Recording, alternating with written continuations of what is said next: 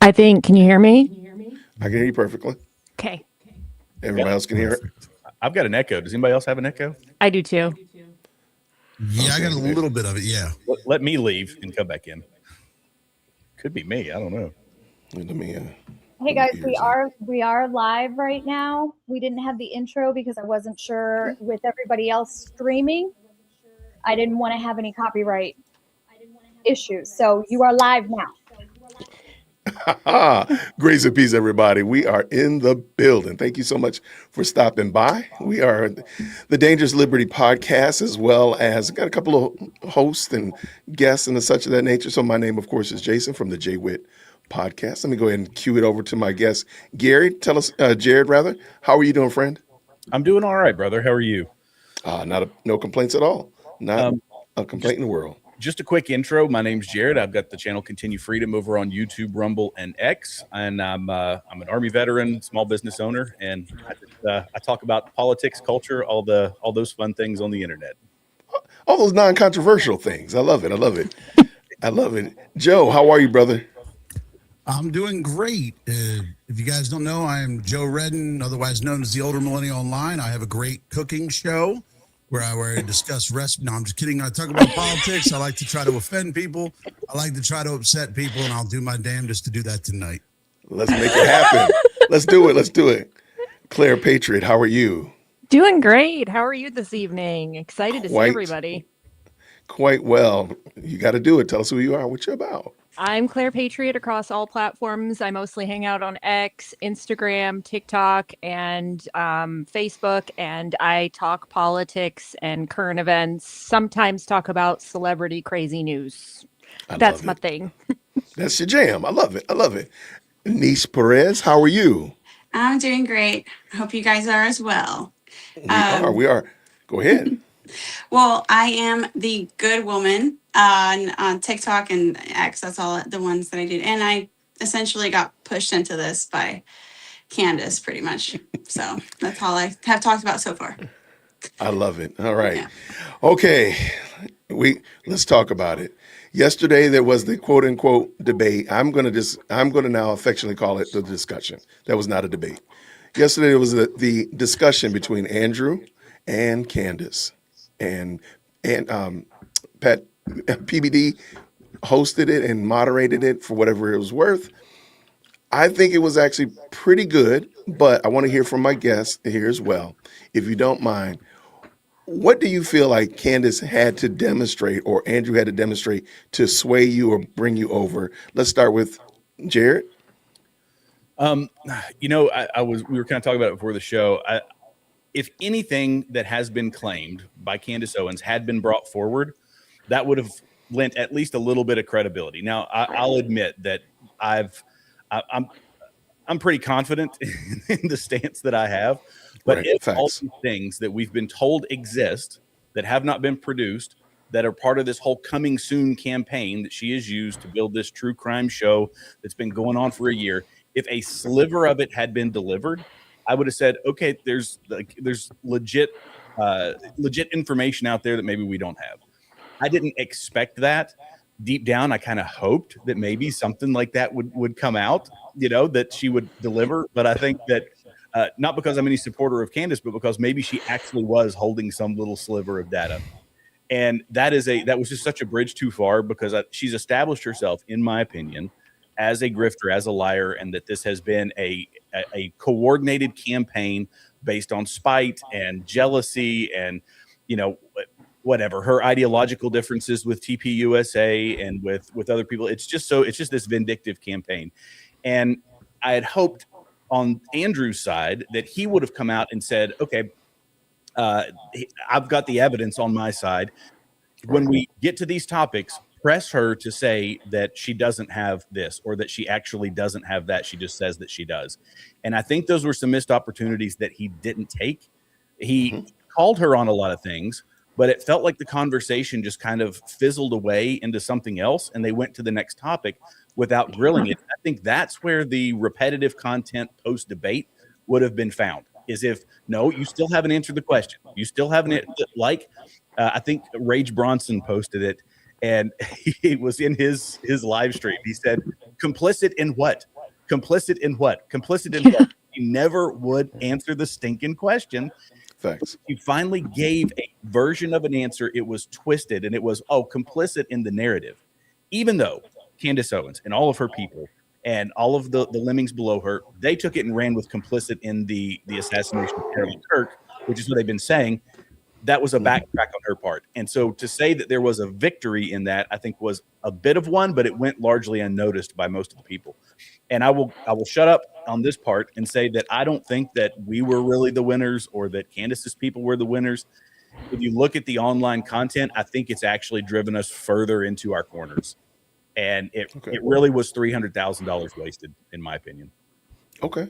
Oh, I also learned that Patrick Bet David was a terrible debate moderator. Yes. I don't think he was prepared for it. I don't think he was prepared later in the show, but yeah, I'll come back to that. Clerpatriot, give me your summation. So I think the only thing that we did get out of it is I personally left. I already had my mind made up because Facts. From the beginning, I've known that Candace Owens was grifting. But the fact that she sat there and just didn't answer anything and really everything was based on her feelings. And I think that's what we got out of this for me personally, is that we saw that she finally admitted none of this was based on evidence. This was all just how she felt because she said it sitting there. I do think that Andrew should have pressed her more on some of the things.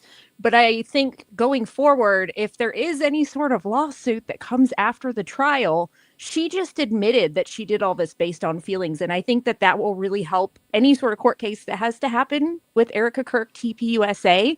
I also feel like the fact that she couldn't admit that, so she's openly said, and they played videos, that Erica Kirk was complicit. She believes that they're all in cahoots with Israel and blah, blah, blah. She never would actually address that when sitting in the chair. And even after they played the video, she's just like, what? You didn't answer any questions. So at the end of the day, for me, I feel like the only thing I took from it, which it was a massive disappointment in my opinion, because we didn't get answers to anything. But the only thing I took is that we all should realize, and I feel like anybody on her side should realize, that this whole thing going against TPUSA and Erica Kirk is just based on a jealous woman's feelings. That's where I'm at. No, I agree. And by the way, thank you to everybody who's in the live chat. If you could, please make sure that you hit the like button. Let everybody know that you're here. Make sure you say what's up to the good people, all that kind of good jazz. If you want to, tell us who you think was the most clear in their answer. Was it Andrew? Was it Candace? We'll be definitely checking it out over there. But right now, Joe, what about you? What did you think about the discussion yesterday? Well, I was hoping to see a debate, but I ended up more disappointed than an American woman and an Asian man.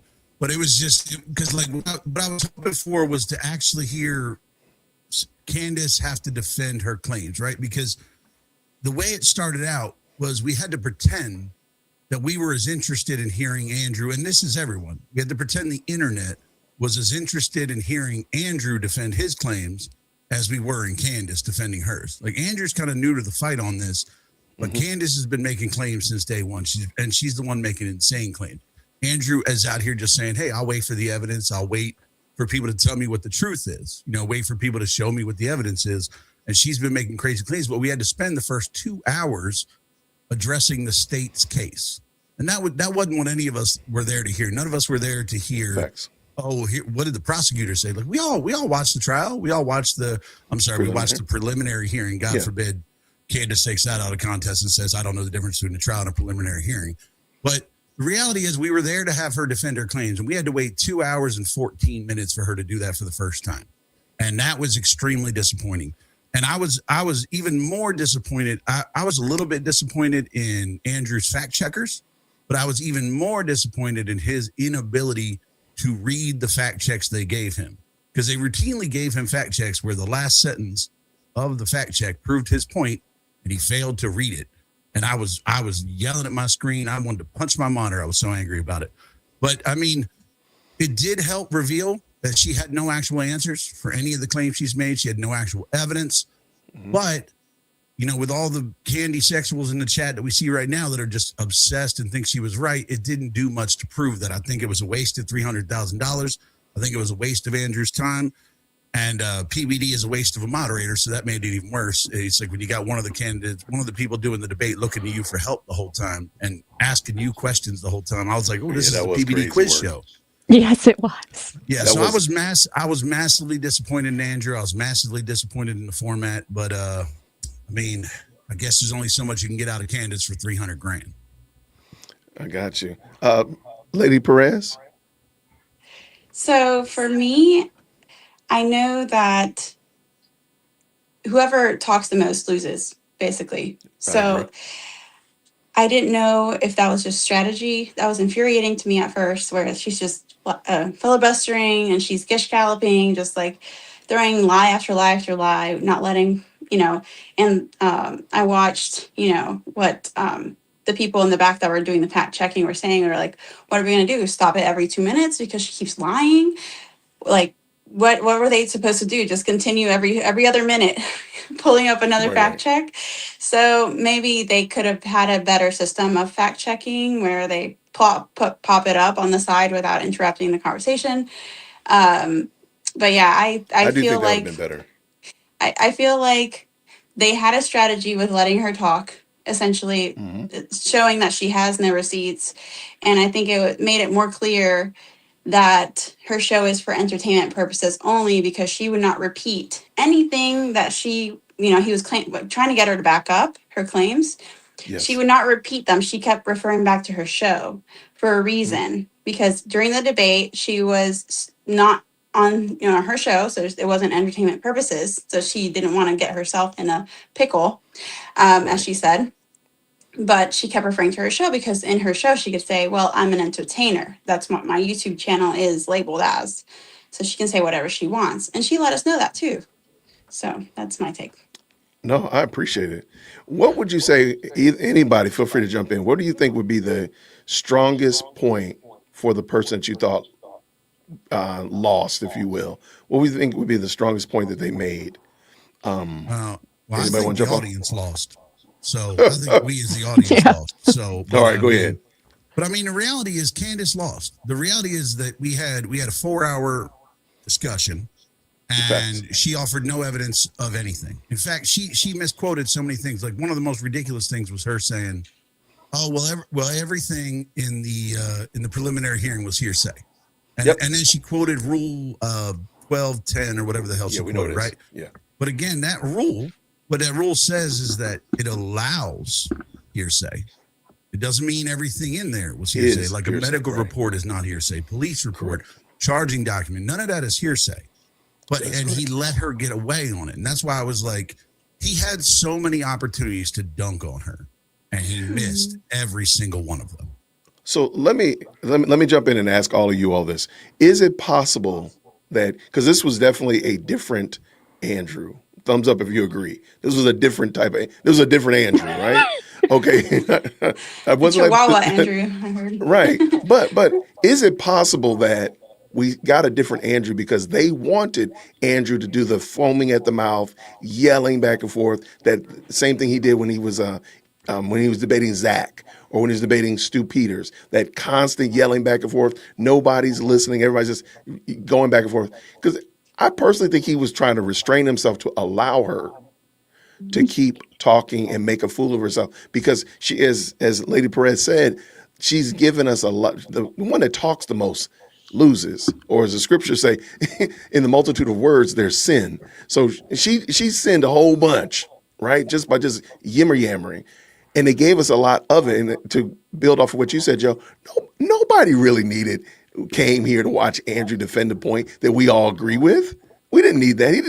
He wasn't going to convince us. We wanted to see her fail. And we needed the I think she did. We needed the Andrew that does he asks you a question and then you don't answer it, and he asks you the same question again. Yeah. He goes, oh, well, you didn't answer my question. And then when she says she did, you go, okay, then go ahead and answer it again. Like the conversation. Like, she was like, I feel like I'm talking to my father. He should have treated her like that because she acted like a child. No, I agree with you 100%. Go ahead. she did almost like punish him with filibustering when he did try to do that. She was like, "How many times are we gonna have to answer this? How many times are we gonna have? I think we beat the horse, enough. I've answered this enough times." So he didn't want to continue hearing that, I bet, throughout the entire hour and a half, because she would have called it out, called it off. She would have gotten tired of it. I don't know. But I That's think I kind of think that was his responsibility to do because of the claims that she's made. And even Andrews admitted that he does match energy, and you can listen to him in some debates. He's very calm. He's the stuff that goes viral on the internet is him being more aggressive. So and that's kind of what he's known for. He calls it blood sport debating, and that's kind of his take. But in this one, I think environment was a portion of it. The audience was another component that caused him to take the calmer approach. The environment when you're sitting that close, it's kind of hard to get in a yelling match with somebody, and you look great. Plus, I think that JWhit, I know you quoted the scripture, but there's also I think it was Socrates or Sophocles or one of those people said, "I've often regretted my speech, but never my silence." And he did let her dig a lot of holes, but right. I think to Joe's point, there were so many opportunities for him to kind of come off the top rope, and she didn't. Some things that she did that he worked her into a corner, because he did ask the questions, and he asked them numerous times. The complicit in what question is something he asked like 5 or 6 times. Like, complicit in what? So you're saying she's complicit in what again? And then it was like word vomit. And then, okay, you still haven't answered the question. Complicit in what? And that's the one that I almost wish they had just hung on that one. Like, you need to answer it. And it caused her, though, to backtrack. She said, "Oh, complicit in the narrative." The same thing happened with Israel. She has been, Israel did it.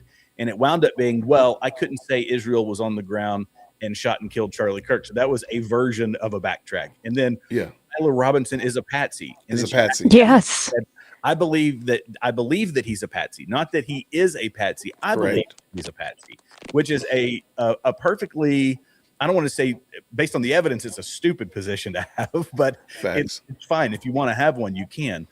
But everything that she has taken is going in the positive. It is the accusation and doing it with such confidence that millions of people believe it. And she soft-stepped every bit of that in this conversation, but she does it ad nauseum on her show. So I wish that he had kind of stuck in on a lot more of those points and really gotten her to, I think that what hurt them, and then I'll shut up, was the clips that they brought up.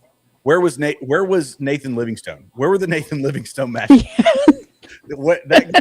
Come to the rescue of this whole thing. Right.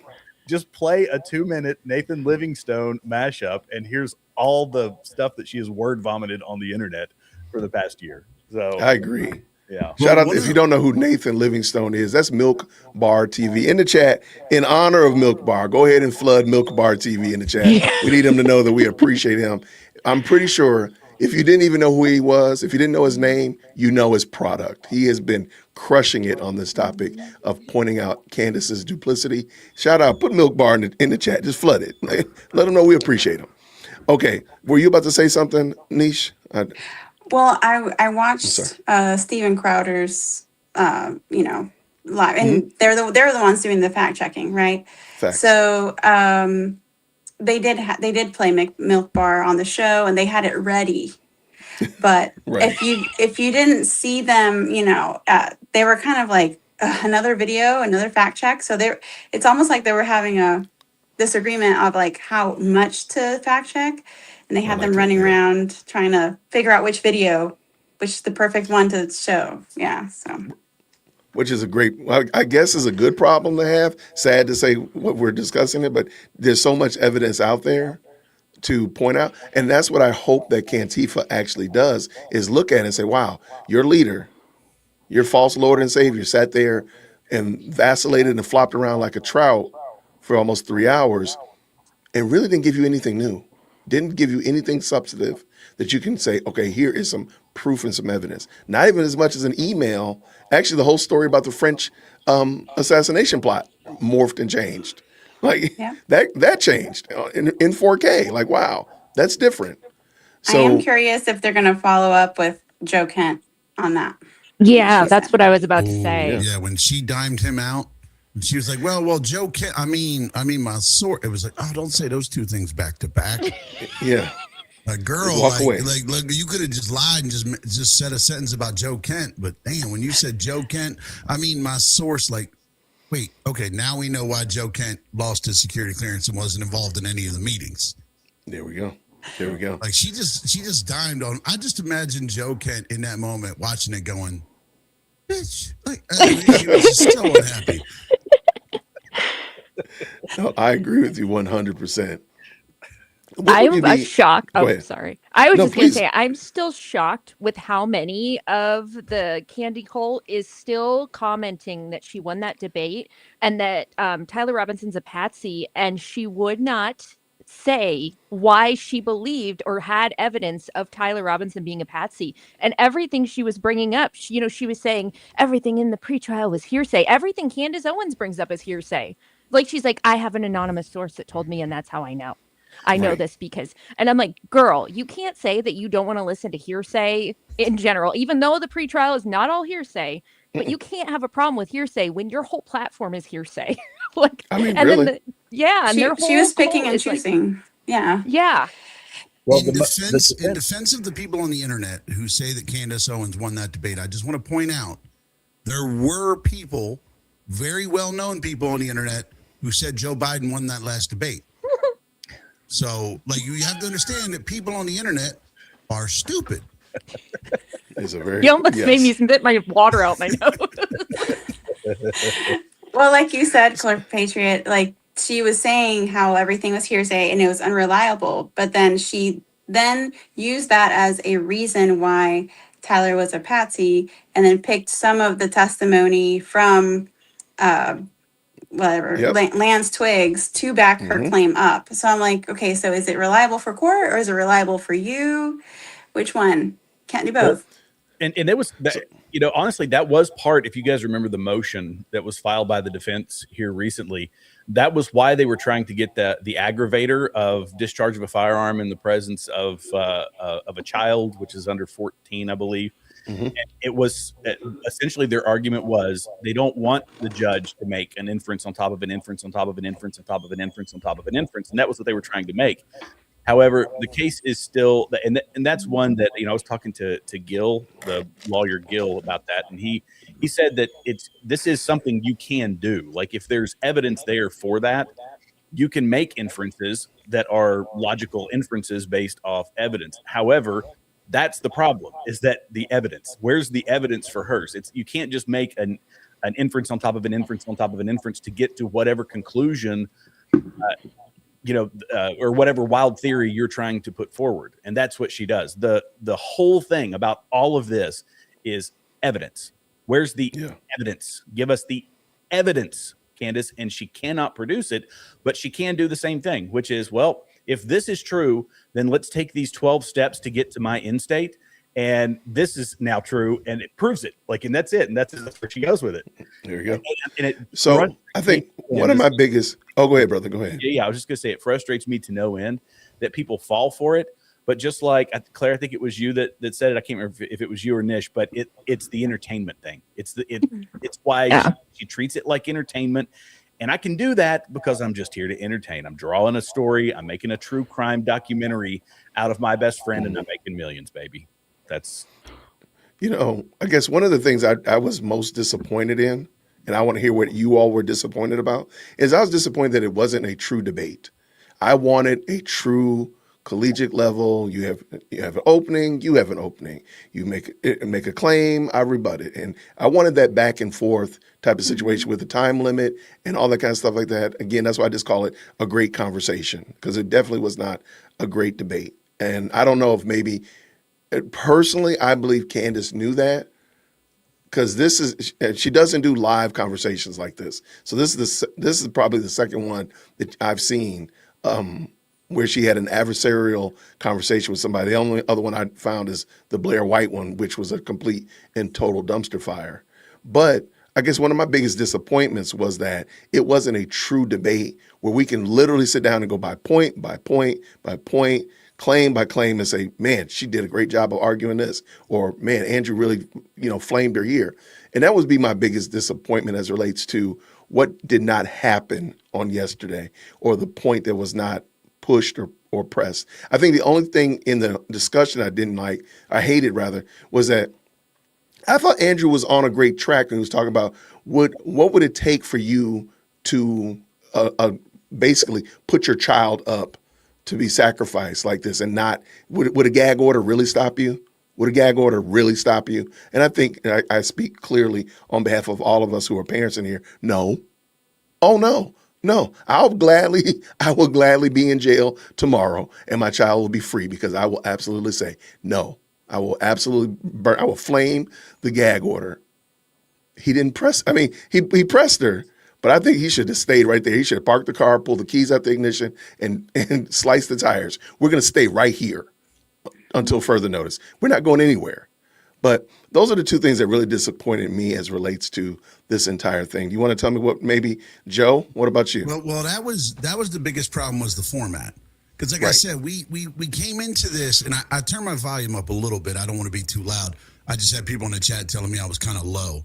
But, and I generally am a loud person, so I turned my volume down generally. So, but the reality was that, again, we came into this with a false premise that we wanted to hear each side defend their side. When nobody gave the slightest shit about Andrew's side of it. The way the format should have been, it should have been set up. Hey, Candace, you've made all these claims.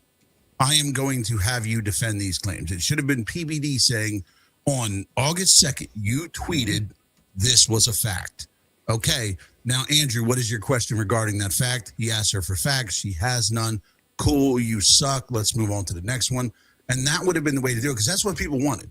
People wanted her to finally have to defend in person with no way to confuse it between tweets or send me a text from 2018 or tell me Charlie told me this in a wet dream. Like, you have to come to the facts and give me your actual defense for it, because you made these claims.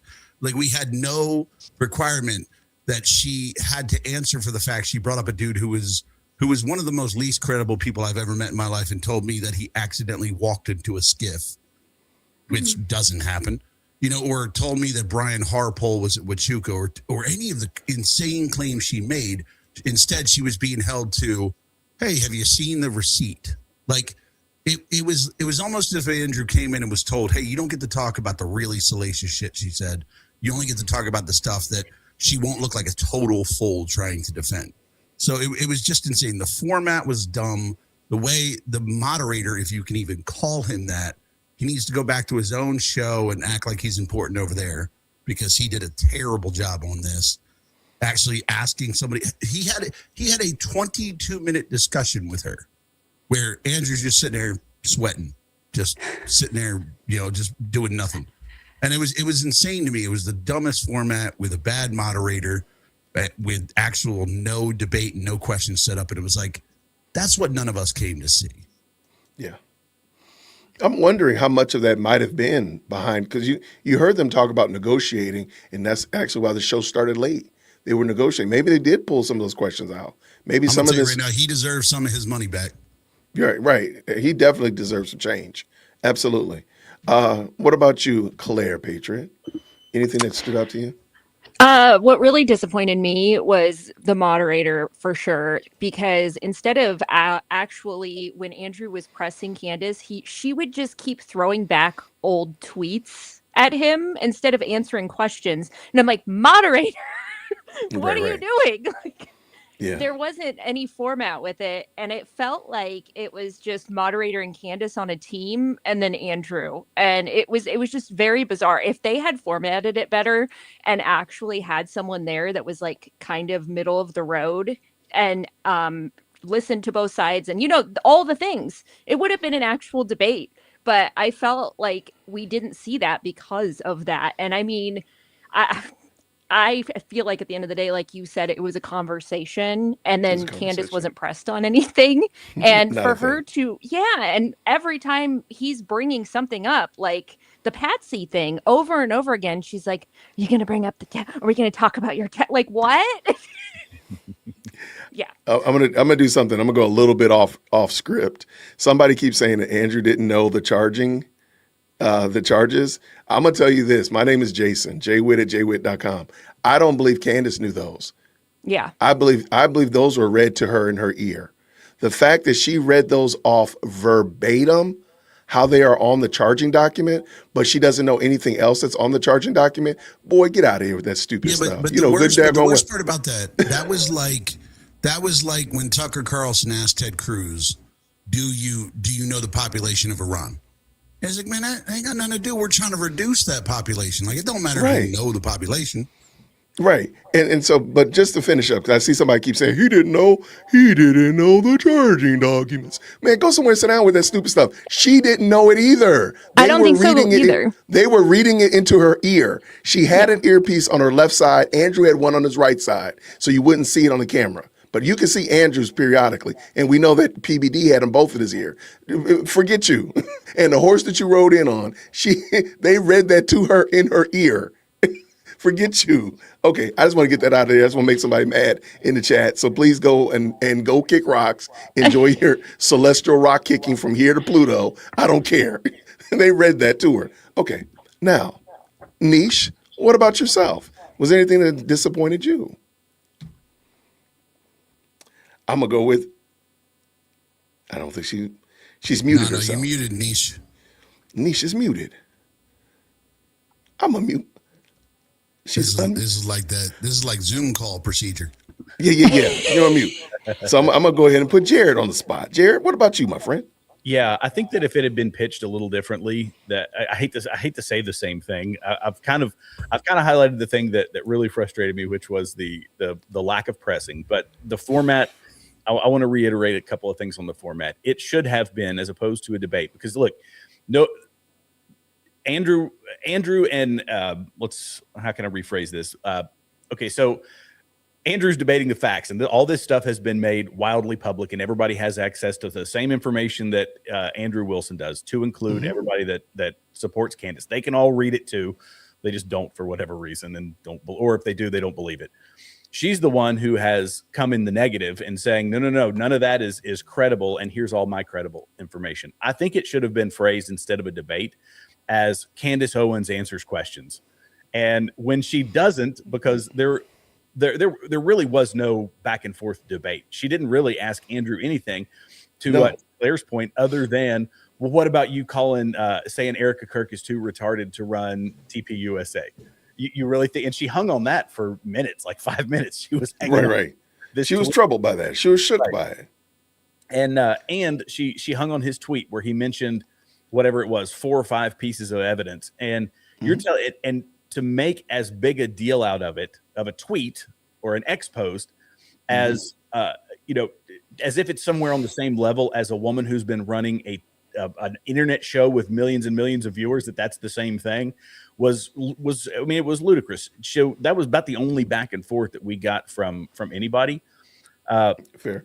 I think that it should have been Candace Owens answers questions, and when she didn't, then there is an end result to that. You know what I mean? We can actually come out and say, well, this is what the whole thing was pitched as, Candace answering questions, and she never did. Instead, it was a debate. And, Claire, I think you were saying before the show that, or maybe Joe, it might have been you, that the talking time was wildly swayed in Candace's favor. She gets the bulk of the time to talk. And yeah, I'm just stuck on it being a complete waste of $300K. Like it's a complete waste of $300K. And I would say 7 hours of my time live streaming, because all I was frustrating, waiting for the bombshell to drop, and it never did. It never did. I got a damn TikTok restriction, TikTok ban, live ban for 3 days over it. Because I had to listen to them say the R word. It's like, man, I'll tell you what, I would have rather not watched it with how bad it was. Wow. You got banned because they said the R word? Because he said the R word. Oh, and it was just like, ugh. Well, the thing is, people watching probably mass reported and said, oh my God, I heard that word. Yeah. Wow. I want to add one other thing to it. I don't know. I've been saying for a long time that I think Candace Owens is still a lefty. And wait. Hold on. Wait. Yeah. No, still means that there was there's a transition from one place to another, right? Like there was an event that happened, and therefore I'm still here. Like all of a sudden, No, she never left. I've talked about this ad nauseum. She has always been a leftist. She has been cosplaying as a conservative. And I argue that many of the people that fired her realized that, and hence why they fired her. But no, she has always been, she never wasn't a leftist. I am proud to say I talked shit on Candace Owens when she was on stage with Charlie. Oh wow. Okay. I was on the BLM. I was dogging around with BLM. So yeah, go ahead. Continue though. I'm sorry. Well, no. I was just going to say that a lot of it was a lot of the arguments she was making. They were similar to the ones that you see left. It was like virtue signaling type stuff, and the you're just the taking me out of context and calling Erica retarded, and I saw her. Yeah. And as if she's wildly offended over that when it has nothing to do with the substance of the debate. It's just trying to make a character charge against Andrew, for which there are plenty of I'm sure reasons people can question the things that he said or how he's approached things, that it's not with the right demeanor or the right language, whatever. Fine, people can be offended, but it's just generally the lefties that are offended and not us. And for somebody who claims to be a conservative, and I will put that in air quotes, she seemed to do a lot of virtue signaling throughout the debate to try to get the emotional side of the audience on her side, like kind of like this, how dare you make fun of someone. It's like, no, that's who he is, and it's absolutely not substantive to the issues that we're talking about.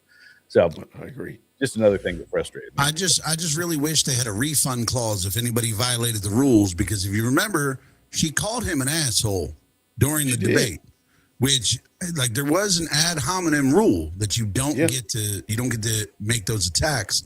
I wish there was a refund rule, so at the end of it, he could just play it, like, just put it on repeat and just be like, this is me getting my $300,000 back. And then he could sue her for it and get it back. No, you can't sue her. You'd be at the back of a very long line. A very long, very long.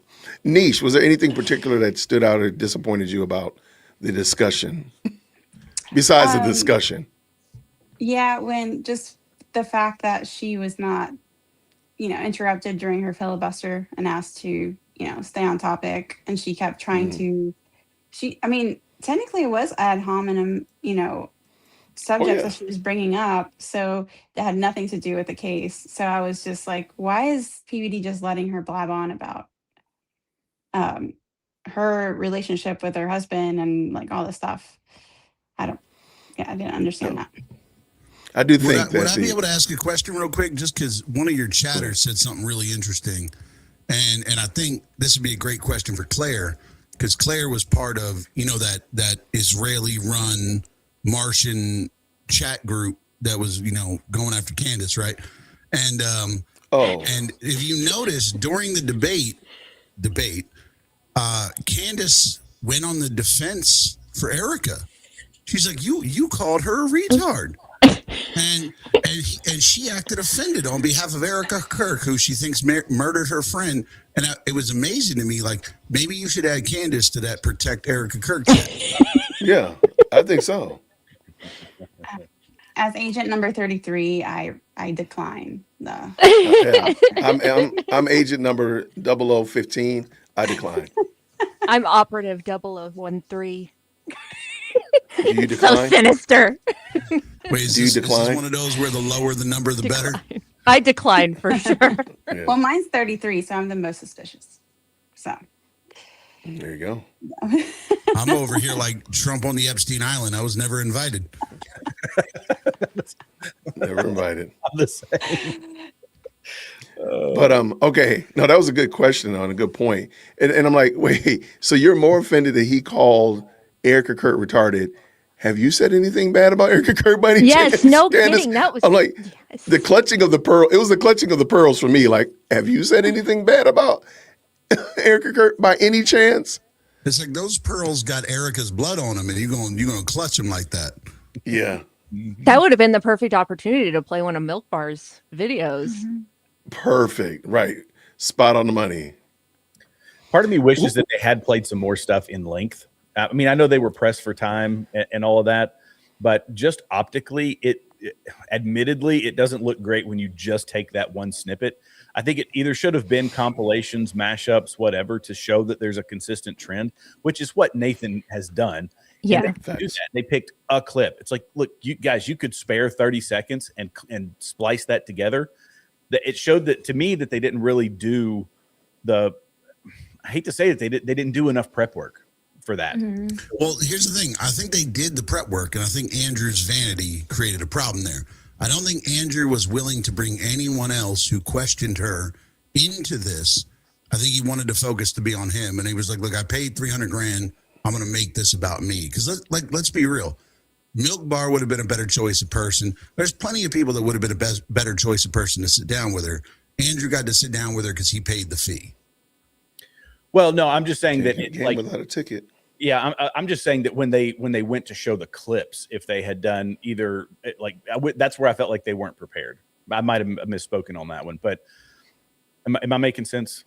No, I mean that was pretty embarrassing by the fact that you have 3 people who run shows, and we're gonna play the clip, and we're all just sitting there like.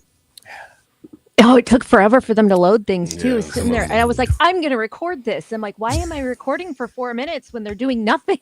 Like, what? So let me ask you this. Okay. Who would you rather have a discussion? Let's say this format stays the same. So and so asked Candace questions. Who would you rather have had? Anybody you could have picked. Who would you rather have had? Take a second to process that. Shout out to the live chat. Thank y'all, everybody who's tapped in. Please, if the moderators could drop the links to the guests on the show so we can go support them. And matter of fact, they should be down in the description of this video. I just thought about that. So please check them out. I think we also had a guest also ready to pop in too, Jen, if that is true. All right, anybody want to jump on and tell us who would you rather had? You know what? No slight to Andrew, but who would you rather have had come and sit down and talk with Candace yesterday? Well, I got to say, I don't know this guy in real life, but I do know him on X. And 0 Hour 1. Yeah. Okay, 0 Hour. Okay, now, granted, he may have 3 eyeballs, and I don't know what the hell he looks like in real life, but I know his presence on X. But even a good investigative reporter like Sarah Fields would have been great because she would have organized her questions. Andrew came prepared for a debate and ended up with the discussion. We needed an investigation and people asking real questions. I can dig it. Nish? Simply because I feel like the crux of the issue for most people is the the 30-06. So I think it should have been Viva Frey. I like it. Okay, I can dig Viva. Mm-hmm. Okay. Jared, what about you, my friend? I was actually going to say Viva or Gary. Well, Gary, yeah. It never would have happened with Gary because there's so much. I mean, there's even more vitriol, I think, towards Gary than there is that towards. She would have filed domestic violence charges against Gary. Right. Facts. But someone who's encyclopedic in the knowledge, I think that's a great point. That account, Joe, that you mentioned, zero. What was it called? Zero Hour. 0 Hour. 0 Hour 1. Yeah, I know that I follow them and their stuff pops across my feed, but that is very true. I think I like that idea of someone who has studied the actual evidence and every one of the claims that she's made so that it could have been a line drawn between the two. So yeah, I Viva Frey, I think would have been a really good one. But Gary, I'll be honest, the dude's encyclopedic knowledge of this stuff is very impressive. So I can dig it. I think Viva would have. I mean, he would have been dazzling with the hair as well. It would have been amazing to have him in there. There's that. I would have liked to have seen Dinesh D'Souza possibly interview her. And again, this person, she has to answer questions, so not just a lot of filibustering and yammering. I wouldn't mind Dinesh, but again, no shade to any of the other ones as well. I think they all would have been great. And I think Andrew did a decent job as well. Not saying that he wasn't a good person at all, but I think it would have been good for sure.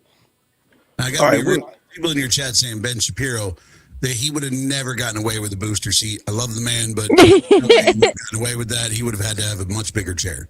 So people are saying Crowder too. What do you guys think of Crowder? Yeah. Oh, there's a lot of people. I would have loved Crowder. Yeah, there's a lot of beef Crowder would between have been them a too, lot though. more fun. It would have been.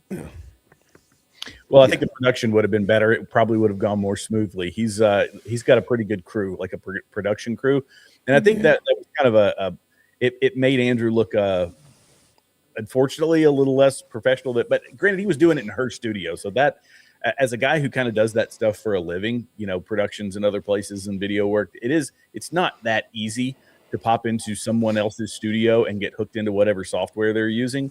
But it was an inconvenience that made the overall presentation of the information not look great. And it, sorry, go ahead. There's two insights to that. One, when they tried to do during the breaks, they tried to reach out to Gerald, and there's super bad signal. And then on top of that, they mentioned how after the in between the breaks, his mic on his ear would cut out and they would have no access to it. But they don't think Candace's would cut out. So they didn't know if there was something going on there, if they had control. Something going on? Mm-hmm. I don't know. No. Right. No. Yeah. So. Sorry about that. And I think there's definitely, I personally don't think they should have agreed to do it in her house for a lot of reasons. Her being in control of the ad breaks and stuff of that nature. I think they should have agreed, said, no, it needs to be a neutral place. I'll come to Nashville and we'll, peer share a studio and we're all going to be struggle busing it, right? Nobody's going to have home field advantage. Like, no, we are all going to struggle together. We're going to pick this, we're going to rent the studio and we'll go from there. So your team, my team, we're all going to be learning together. But I do think that was, in my opinion, the format, the location, there's a lot of stuff behind the scenes in the setup that to me lent itself to this being not the best situation at all. So that was just, that's my little takeaway from there for sure. But I do want to point out that, like, look, the failures of what Andrew failed to do have nothing to do with location. He failed to call her on things he should have called her on. He let PBD control things when it was supposed to be debate, not a discussion between her and the moderator. So like here's the thing. I respect Andrew's ability to debate, but we also as online personalities is the best way to put it. We have to hold him to the fire. He paid $300,000 to do an advertisement for Candace Owens' show. I mean, I can't argue with him. Yeah. I can't argue with you at all. Yeah. Now, let me ask you. Too, I didn't see a single Crucible commercial.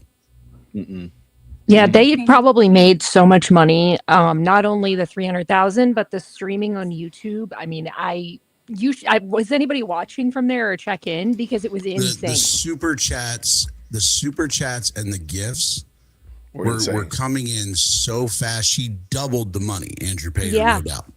You couldn't even see what people were saying. Like, this is insane. I guarantee that's why she wanted to do it there. I feel like everything with her is very money motivated. Oh, no question. Because if you'll remember, TPUSA agreed to meet with her, and then she made up the whole I'll say allegedly, the threat, and then she wouldn't do it. But had they offered her money, do you think she would have done it? And let her streamed it? Well, you think if I crowdfund $300,000, I get to debate her because I know I can crowdfund it. I would love that. I know I can crowdfund that.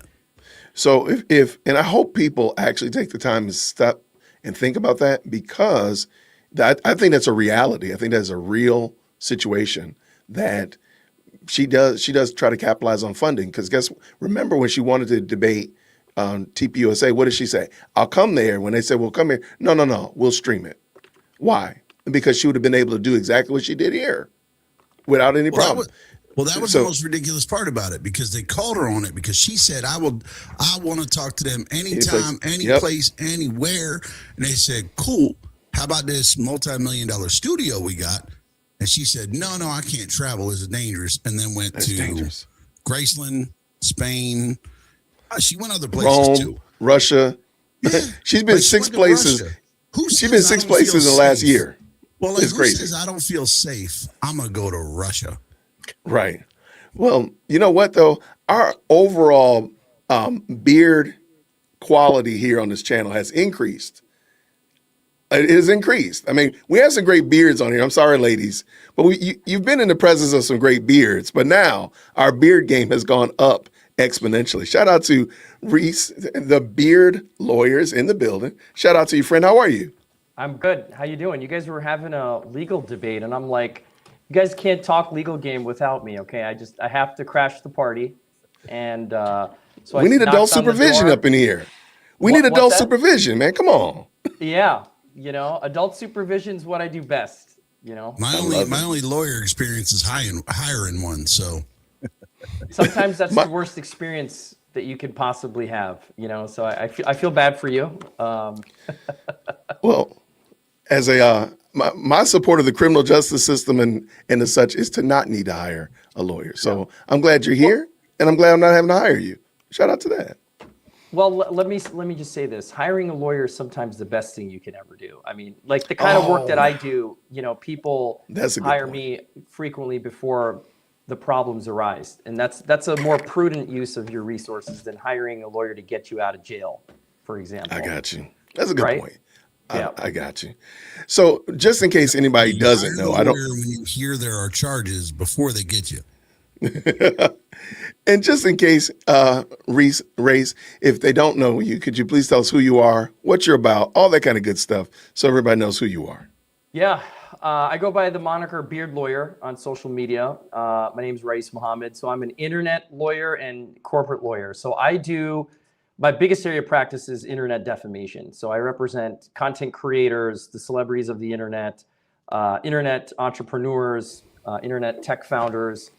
And I basically keep them out of trouble online. And when they get in trouble online, I'm here to help them out. And I have a more kind of less sexy corporate practice, which is basically like if you've ever watched Suits, then you know what I do on the other side. But the internet side, representing creators and being out there, particularly with defamation and commenting on those kinds of things, is what I do. I got you. So did you, and we did not watch a debate yesterday, by the way, Beard. It was a discussion. So did you watch the discussion between Andrew Wilson and Candace Owens? Do you have any opinions about it? I watched highlights. Okay. Have you ever seen a baseball game between two teams you just hate, but you want to know who wins the match? You ever have that situation? It was kind of like that. And so I watched the highlights, and I kind of kept a little score as a lawyer. And, maybe a baseball game is not the right analogy. No, it's You're not. dealing It's with not a good one. professionals, at least. I mean, A it was boxing more of match. a food fight. It was more of a food fight. Okay. And, look, I get paid to debate for a living. I get paid money. That's the way I look at it. I'm a lawyer. That's what I do. Right. I argue with people professionally. So, yeah, I mean, do you want me to give you some just my reaction? I mean, yeah, absolutely. Come on. I was hoping like a post boxing match scorecard. Right. okay.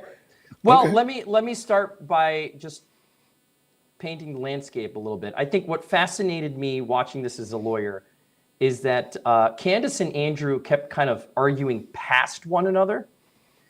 For example, Andrew kept saying things like, "Show me evidence Tyler was framed." And Candace would say, "The government hasn't convinced me that Tyler did it," right? And those aren't the same proposition. That's not a debate. In a criminal courtroom, if that's the standard and this is the standard, Candace and Andrew don't have the burden. You have to look at it as the government has the burden to prove that the person they're accusing of who did this crime did it, right? Beyond a reasonable doubt. Now, another thing that's kind of annoying as a lawyer to watch, this was not a trial. JWhit, you and I have talked about this before. It was a preliminary hearing, and there are some rules of evidence, which I'll talk about in a minute, that are a little more relaxed in this setting. But my point is, the moment Candace affirmatively says, Tyler is a patsy, then just intellectually, she's made a separate factual claim and a separate factual claim that she now has to support. It's Correct. different to say, hey, I don't think the government can meet their burden of proof. That is a legal position. That's an acceptable legal position. But it's entirely different to introduce a new character to the story and say, I think X did it. And because X did it, I'm right and you're wrong. That to me is not only illogical, it's just not how the criminal justice system works. And look, likewise, I have criticisms of Andrew. Andrew can say that he personally finds the evidence overwhelming. I'm using air quotes.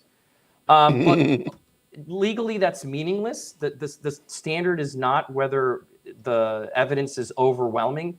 No jury has found beyond a reasonable doubt right now because the case is not even in front of a jury, right? We're still at what's called a probable cause stage. It's the same standard for a cop to search your house without a warrant, to get a warrant in the first place. It's probable cause. So that's why this is a little bit like watching two teams that I hate playing a baseball match. But there's still ridiculous things being said.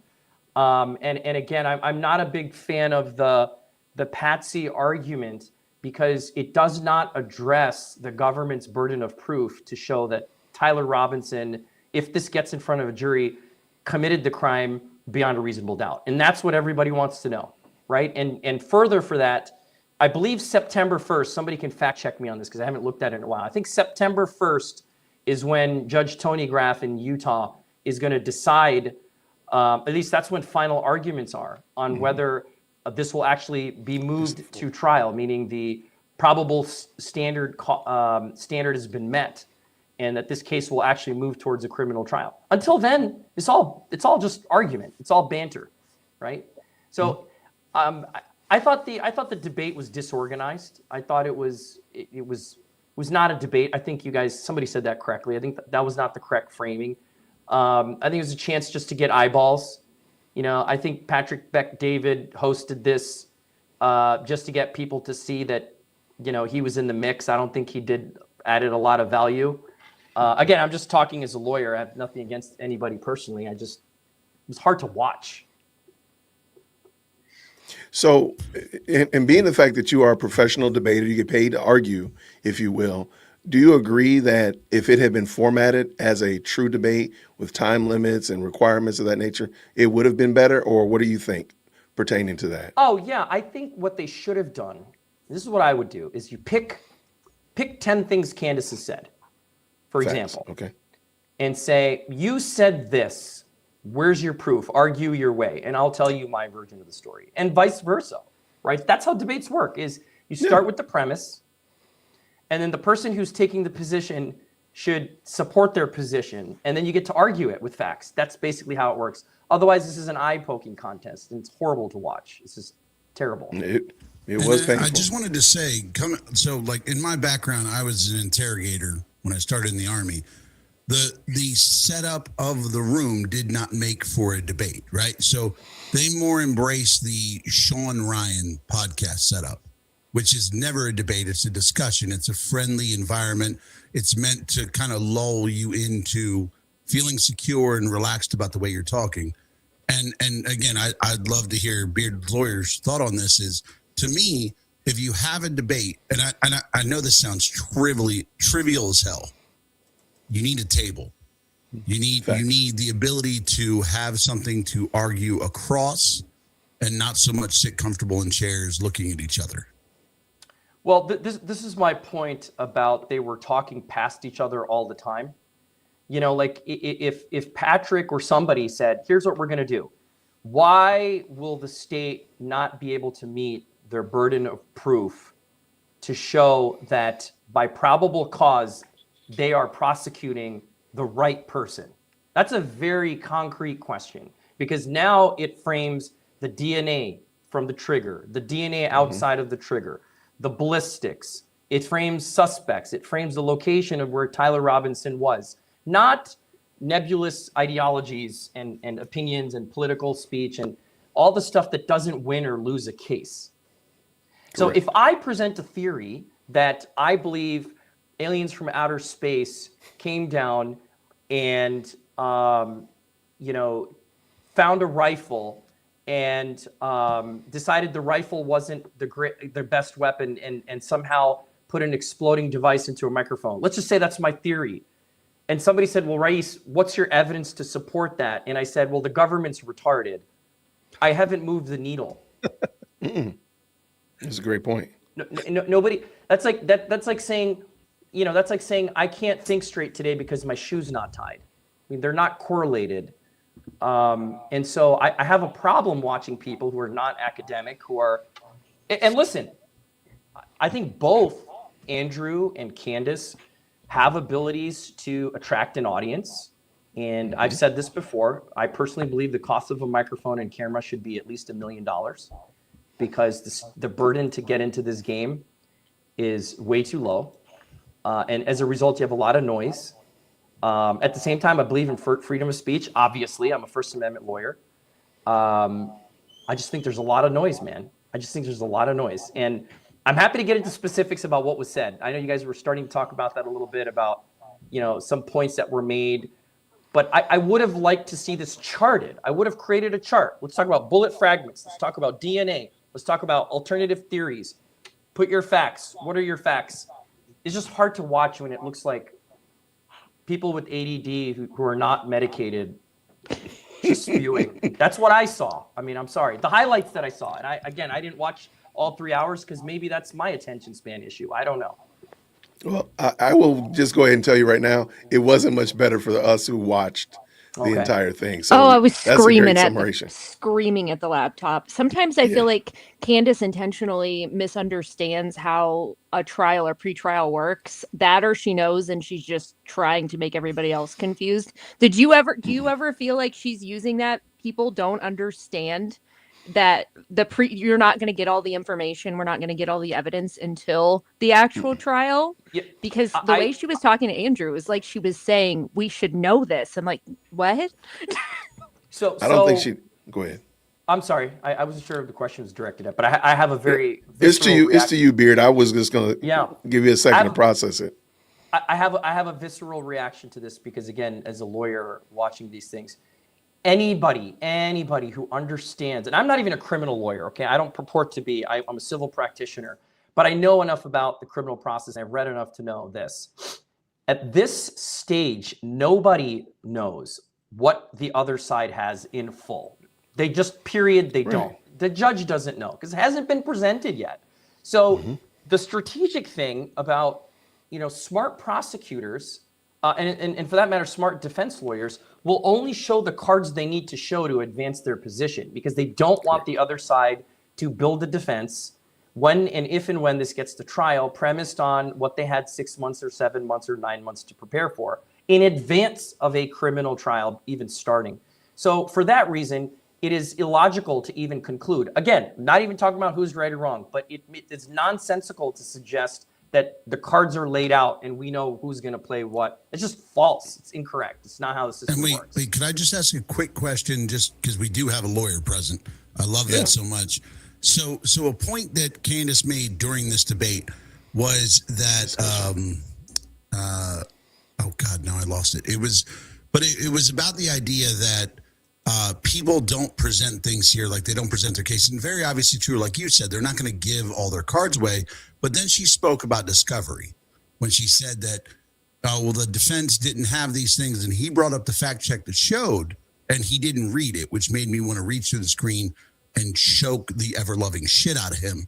But they read that, they read the badly worded part of the first part that they said they gave them everything that was, consequential and things like that. But they didn't read the second part that specifically stated everything that the prosecution has, the defense has. They didn't read that little part. When I did my live reaction to it, I was yelling at the screen. I probably topped out my microphone, but literally it said that the defense had 100% of whatever the prosecution had, and they never read that part. So I was curious, is from a lawyer's point of view, is that the way it works? No, it's not. They may know what is being used for purposes of the preliminary hearing, but that's not the full set of tools in the toolbox. It's just not. To make a civil analogy. No. That's not what I meant. What I meant was everything that was brought up at the preliminary hearing, all the text messages and things like that, the Discord messages. Candace made the claim that the defense didn't get that. And in the document, it said they had it no later than April 1st. They had 100% of all of those materials. Yeah, and frankly, I don't want to speak out of school here, but what I'll tell you is generally, if the court says you need to, exchange documents and the parties exchange documents by this date, it's not supposed to be a surprise at a hearing that, oh, you have this all of a sudden.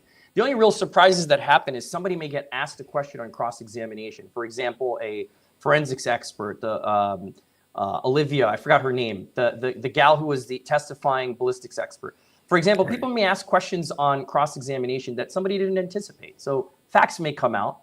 But yeah, it's not, there's no gotcha. There's not supposed to be a gotcha card, at this stage or at any stage, really. No, I like that. I have one other question that I would like to ask. So this is something that's been brought up ever since the preliminary hearing, and it continues up until now, that if there is information that disrupts the claim or what let me rephrase.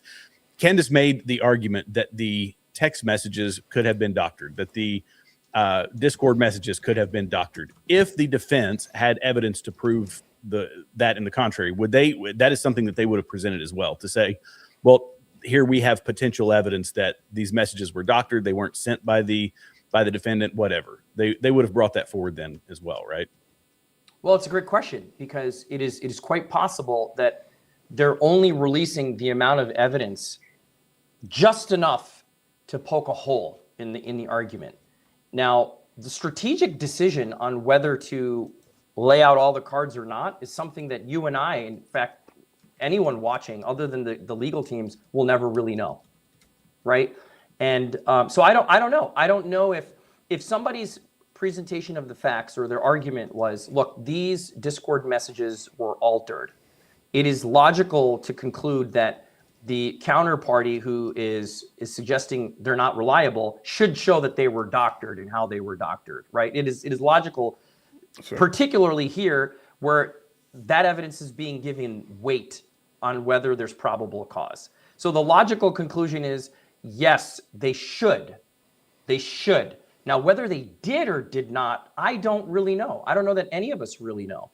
Unless they got up there and said, Your Honor, we don't have that evidence, or unless they decided for some reason not to present it. I think it would be imprudent if I was an attorney, right, to not poke holes in that at this stage. But remember, maybe the state feels that they have enough evidence. They have other alternative evidence that they don't want to give everything out at this stage of the probable cause level, that they're like, you know what?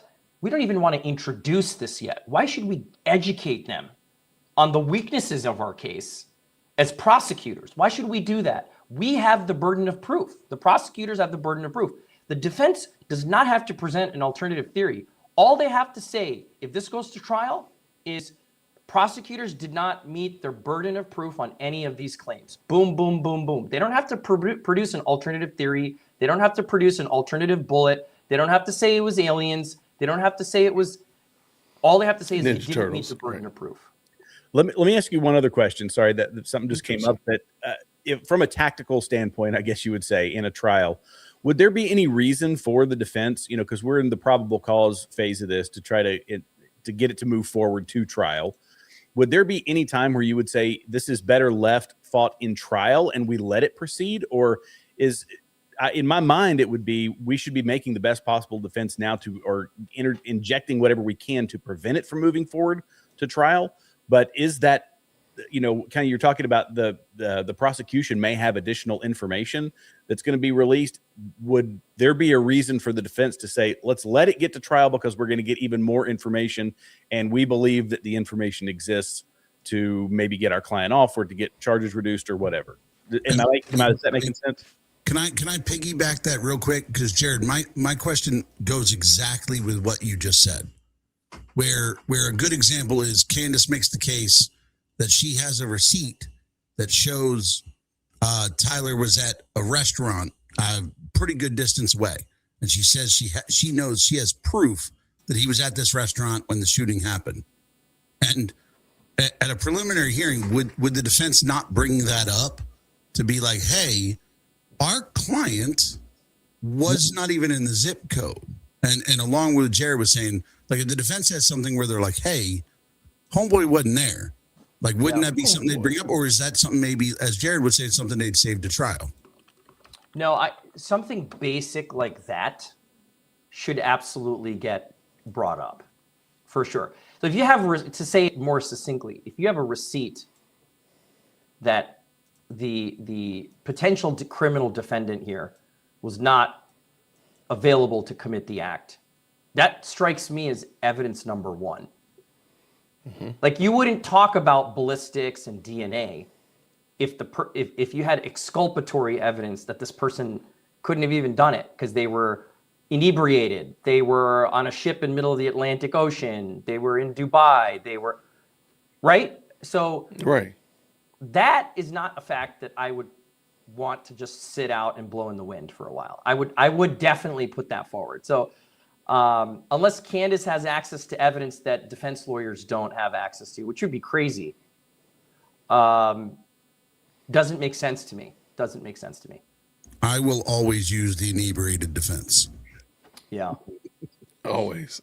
I have a question for you. I mean, I guess I'm looking forward to maybe the bearded lawyer coming back after he watches it, because I want to know if there's anything that Candace said that would get her in trouble if there was a defamation case in the very near future. Because I feel like that was one of the strategies, is to let her talk. And I'm looking forward to hearing what you have to say after you hear what she said or didn't say, and see what would get her potentially in, a gotcha moment for defamation. She and just to build off of that, Race, she actually said it. She said, I don't want to say something that'll get me in illegal trouble. She literally said it in the stream. So clearly she was getting real close to that line if she didn't cross over it. But go ahead. No, look, two things, I guess, right? One is, can you be set up in a podcast to say something that defames somebody and face civil liability? Absolutely. Happens every single day. I get those calls every single day. 100% possible. Now, did she actually do it? I don't know, because if somebody wants to send me a clip that I can look at, because I'm probably realistically not going to listen to this, maybe while I'm at the gym, and I'm not at the gym for 3 hours. So if somebody wants to send this to me in like soundbite form, I'm happy to consider it. Here's what I would say. There is a potential for liability. For example, we know about Candace Owens and Brian Harpole, right? We know about this defamation lawsuit. If you, in your attempt to create an alternative theory, if you affirmatively accuse, I want to be very, very specific. If you make an affirmative accusation that person A is the responsible person because 1, 2, 3, 4, 5, I think you've crossed into the territory of making a defamatory statement. It's a little slippery because the standard is not negligence. And for defamation, the standard is typically negligence. For her, on this issue, the standard is probably going to be knowledge of falsity or reckless disregard for the truth, which is an actual malice standard. It's up here, whereas negligence is here, because I have to prove that she knowingly uttered false and defamatory statements. This is the same standard that caused, this is the same standard that was applied when CNN lost their defamation lawsuit, when a former military person sued CNN for saying he was involved with trafficking people in and out of Afghanistan, when in fact he was not. He was actually trying to help people get out. So he was able to prove that CNN questioned the veracity of their own facts. And if you question the veracity of your own facts, but you say it anyway as a fact, that's where liability happens. So if anybody watching can point me to an instance where that happened, I'm happy to opine on it. I just, to be truthful, I'm not going to watch the whole clown show to find out where the clowns got punched. You know what I mean? Like, it's just not. Yeah, but so like this is along the same standard with which the Macrons are suing her, where they're saying she had the information that proved what she was saying was wrong, but still chose to say it, right? Yeah, correct. That's correct. It's 100% correct. It's the same standard in the Macron lawsuit. And that is the standard that I believe will get applied in that case. And that's still up for discussion and disputed in that case. But my point is, I don't know what positions she's taking where she has evidence to the contrary on this podcast. If you guys have examples, I'm happy to talk through them. I know a few things that she was just wrong on, as from a legal standard. But I don't know if she said anything defamatory about a particular person on that quote unquote debate. But if there's something you guys want to play, I wish I had the clip. But it's when she backtracks and he's like, is she complicit? Is Erica complicit? And then she said what he said. What is she complicit in? Because she wouldn't answer the question, and she said complicit in making people believe the narrative. Mm-hmm. But then that needs to be compared to everything she said on her show, right? Or the reasoning for future defamation. So do you think that the fact that she's on this debate and she says, now it's all her opinion. Now that she sent out a tweet, I'm being put on trial for my opinion. She's backtracking. What would that play into as far as defamation? If they're like trying to sue her for everything she said for 11 months and then they show this, what I just said. Yeah, because it becomes her opinion, and she's this whole time said it was a fact on her show, and then on the debate, I'll say, she said that it's just her opinion. So she's backed off of those claims in a way, and flipped, which I wondered the same thing, because if they go after her for defamation, doesn't that prove that she knew this whole time? Let me say this. There's a difference between saying the government's theory sucks and Erica Kirk is complicit in the murder of Charlie Kirk because of ABC. Two totally different things. The latter will fetch you defamation liability, unquestionably. The question is always the same. The question is, the standard in defamation law is, are you publishing a false statement of fact? That's the question. And if not whether you're publishing an opinion. Sometimes it's dicey. Sometimes it's not always clear. If I said, I don't trust the government's theory, the government has lied to you, they lied to you about COVID, they're lying to you about this now, things don't add up. Everything I just said is an opinion. It's protected free speech. You could say it. You could even say you believe the US government's complicit in it. That's protected opinion. It's an opinion. Everybody's entitled to their opinion. But if you say that this specific person is responsible for the murder, and then you provide a factual basis for it that is just absolutely wrong, that's where defamation liability happens. That's when people call me. Candace, don't call me. I'm just saying, that's when people call me.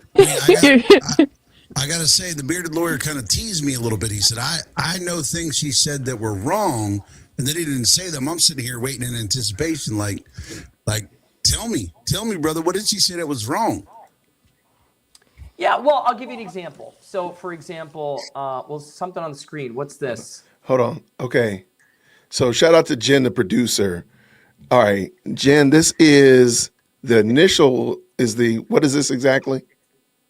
This is the text exchange between that Aubrey and another employee at Turning Point, where Andrew Colvett leaked it, showing that Aubrey's conversation with Candace Owens.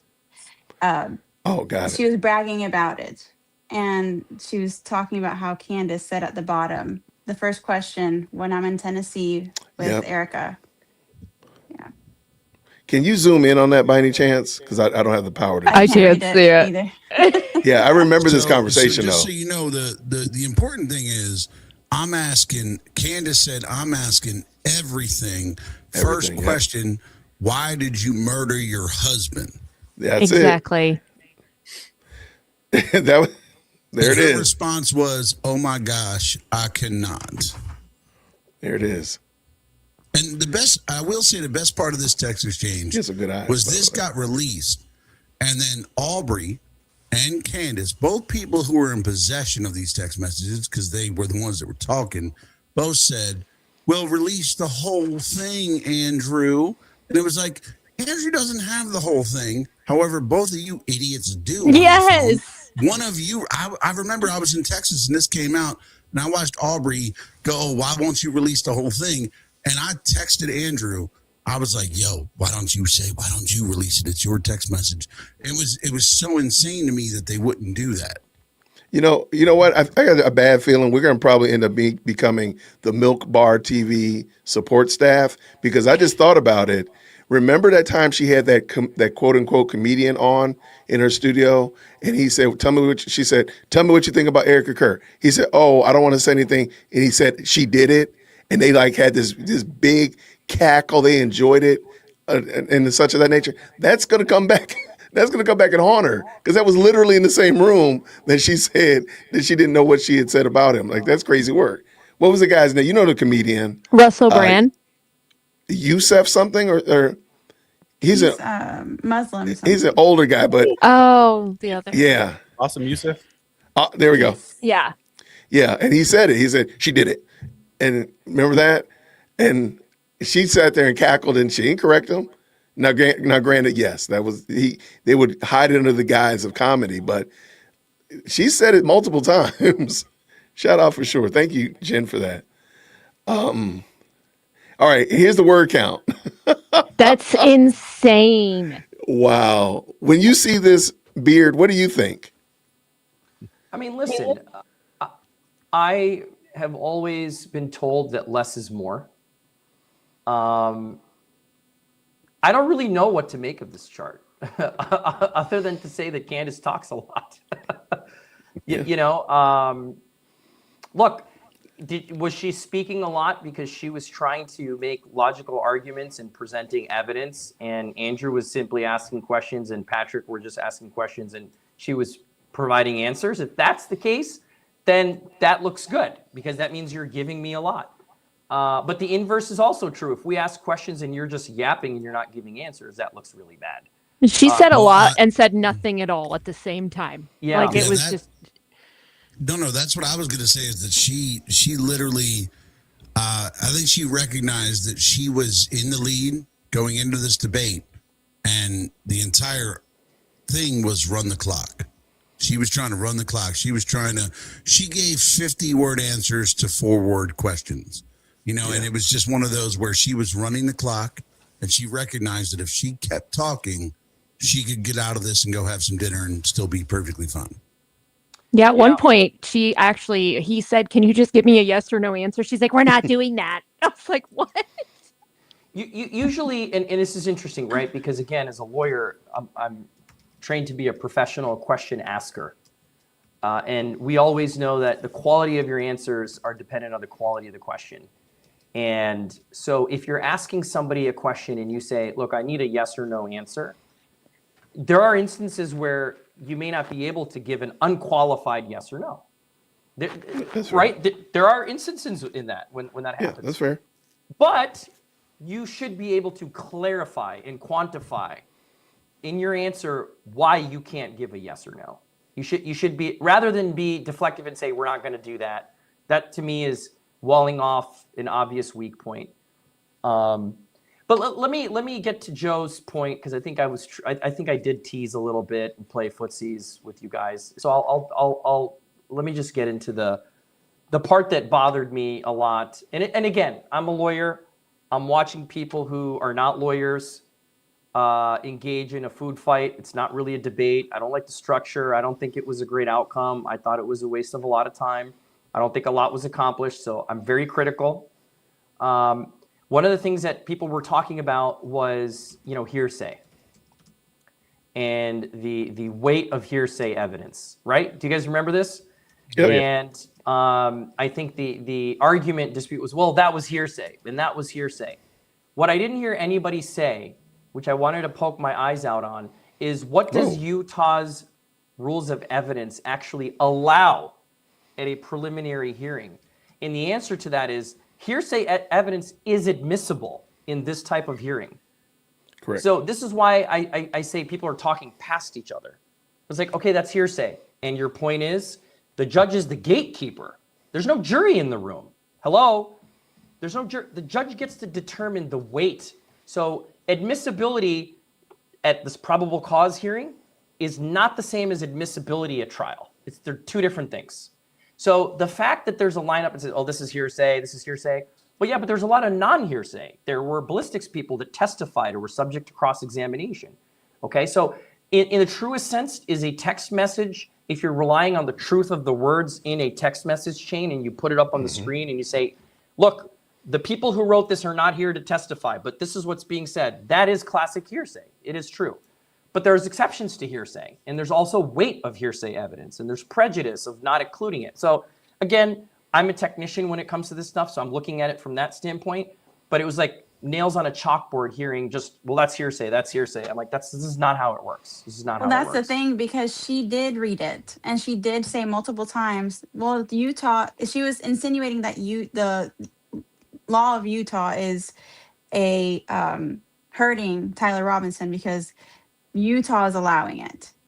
So she read the law, she understood it. She said, well, Utah law allows it, for it to be admissible, or the judge allowed it, but that's not unfair. Essentially, that's what she made it seem. And it is absolutely fair because the rules absolutely allow it. I guess that's my point. It's the rules specifically say that the judge has the ability.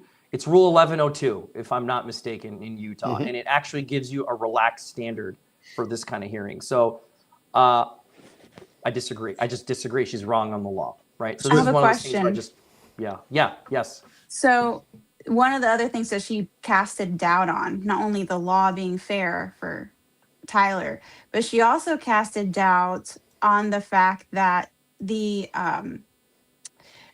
documents that stated that the parents are the ones who turned him in and noticed, recognized him on the cameras and all that, the statement of for the warrant. She casted doubt that she said anybody could have written that, or this person could have wrote that. It wasn't the parents. And I'm like, they would not have submitted it if it was false, but Andrew didn't push back on that. So had it been false, isn't that a huge issue? Isn't that a big red flag and easy to debunk? And just to be clear, you're talking about the charging document. Yes, the charging document. Yes. She casted doubt on that statement. She said it was Mike something that was the one that wrote I forgot it. his name. And I'm like, they wouldn't have accepted debate, it. she claimed that the charging document was written by a third person who wasn't there. Right. So if I remember correctly, and tell me, I want to make sure I got Candace's argument. She's essentially saying, how do we know Tyler wrote these communications? Am I right? How do we know he wrote these communications? Someone else could have written them. No. She's not talking about the communication. What she was directly questioning the charging document, saying that the charging document was written by somebody who was a third party and heard it from everyone else. Yeah. Well, once again, a charging document, I think a judge understands what a charging document is. And this is the problem, right? The evidence is not being produced in a vacuum. The judge is listening and knows what to give it weight and what not to give weight in a charging document. If somebody is, for example, let me give you a completely different example to make this really, really simple. Let's say there's an automobile accident. And an automobile accident happens, officer makes a report. Person who was driving car A hit the person driving car B. And person A gives a statement, person B gives a statement. It's in the police report, okay? Now we're at trial. There's person A available, there's person B, there's no police officer. The second somebody tries to introduce the police officer's report, there's an objection on hearsay because it is an out-of-court statement. Police is not there to be cross-examined. That's a valid evidentiary objection, okay? However, if person A testifies and says, well, this is what happened at the crime scene or at the accident scene, and that's what happened, somebody could introduce the report to say, but that's not what you told the officer, because that's being used for a different purpose. What I'm trying to illustrate is evidence, charging document, text message chain, whatever, something that could be hearsay, something that could be written by a third party that's out of court.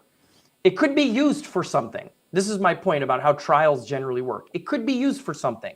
It's what the something that it's being used for is what matters. And judges know this. Judges are experts in this. This whole hearing is evidentiary in nature. So to suggest that there was some mistake about using that or not, I mean, I think that's a hokey argument. Is that what you're getting at? That she kind of made it sound like, tell me what you're saying, the conclusion of the. Andrew had, said, well, the parents, with the friend, the sheriff turned him in. They recognized them on the surveillance footage that was, put out for finding the culprit. And they turned it, and then Candace said, well, that statement on the charging documents detailing what was said, detailing that the parents with the sheriff went to the precinct to turn Tyler in, that statement in its entirety was written by somebody else. So then it could have been, I don't know what she's insinuating. She's never direct with her accusations. So she didn't say, they made it up, but she also just casted doubt on it. Like, is it really even reliable? So it's a valid question. So let me say this. If a person says, if Candace's point is, hey, we haven't heard that directly from the parents' mouths. Yeah. That is a valid evidentiary question. But this is where I think people go too far. If she says, therefore the parents never identified him, that's a leap that goes way overboard. And I do find that she did that a lot. Like, I'll give you another very palpable example for me. Ballistics is a big part of this case, okay? Yeah. I'm not a big ballistics guy. Frankly, I'm not a ballistics expert at all. I've shot guns a few times. I own 6 of them. I don't even think I understand how bullets work properly, okay? That's about the expertise I have. But when I listen to these experts, I'm fascinated by the examination and their cross-examination. And one of the things that I think Candace said was, let's talk about, the bullet doesn't match the rifle. Okay, let's talk about this logic for a second. I think Candace emphasized, somebody fact check me on this, that the trigger guard, the ballistics was inconclusive. Ballistics was inconclusive, and therefore Tyler Robinson should be washed from this. I wanted to just jump out of a window because inconclusive is not the same as excluded. Right. Okay, they are two totally different things. If the examiner says we can't identify it, we can't confirm that this bullet came from this rifle, it's inconclusive both ways. It doesn't mean it is or it isn't. That's the definition of inconclusive. Okay?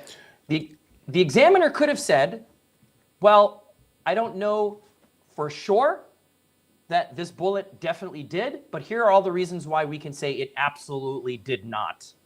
Boom, boom, boom, boom. That's not what happened. So again, I think Candace argues in a way that she is giving way too much weight and too many inferences that are just not true. So basically tweaking the facts or putting spin or gloss on what actually happened at the hearing. Hey, Beard, let me jump on that real quick and ask you a question. The charging documents, let's just say for easy understanding, the charging documents have 10 people who have been addressed in here. Lance, you said the the parents, charging documents. Okay, I'm sorry, go ahead. The charging document.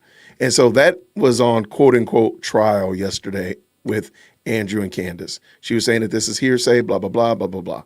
But the charging documents don't mean that the person won't come to trial to actually testify. Am I correct? That's correct. This is an example. Right. So if, in the example, let's say that on the charging documents, they say Beard said XYZ ABC. Now, and Candace would say, well, that's hearsay because we don't know what Beard said. He can't be cross-examined, blah, blah, blah. Well, at trial, Beard walks into court to give his testimony, and it substantiates what's said in the charging documents. That doesn't mean that it was hearsay. It just means that we're giving you a run of play, kind of giving you the script, and the actual play, the actual movie will be played out with real actual humans in court. Is that fair? That's exactly right. That's exactly okay. Right. It's summarizing a factual basis. It's not the evidence that is being presented. That's what I'm saying. because she treats it, and I think I'm sad. I think she actually believes this is the evidence. No. The charging This document is the completely wrong. evidence. It's completely wrong. If somebody says, Robinson's parents recognized him and confronted him, and the only evidence we have is this charging document, that's not what happened. That's not what's happening. Correct. That's a misreading. Yeah. I'm sorry. And wait, Go ahead, Joe. I just had a quick question because something regarding, and again, not a ballistics expert whatsoever under any circumstances. I've shot a lot of guns, madly disappointed that you have 6 guns. You said you've only shot them a few times. We got to hang out more often. I'm going to tell you right now, we'll shoot them guns. But my point is a big thing she talked about, and this was a big thing early on, is that she talked about the degradation of the prints. Right? Is that there were 4 to 5 sets of prints, and her argument was, and the way she definitely tried to wordsmith this a little bit. She said, "Oh well, Tyler Robinson's prints were the most degraded of the 4 prints on the gun." And in my mind, and maybe again, this is coming from somebody who's just watched way too much Law and Order. My thought process was, well, maybe he was the first person who thought I need to wipe my prints from this gun. But that was her argument, was by the fact that his prints were the most degraded. Therefore, he couldn't have been the most recent person to fire this weapon. Yeah. So let's talk about degraded, because it's the exact same logical fallacy that that happened with the DNA issue or the bullet didn't match the rifle. So saying that somebody's fingerprint is degraded, okay, doesn't mean that it's not their fingerprint, or it doesn't mean that they didn't touch the weapon.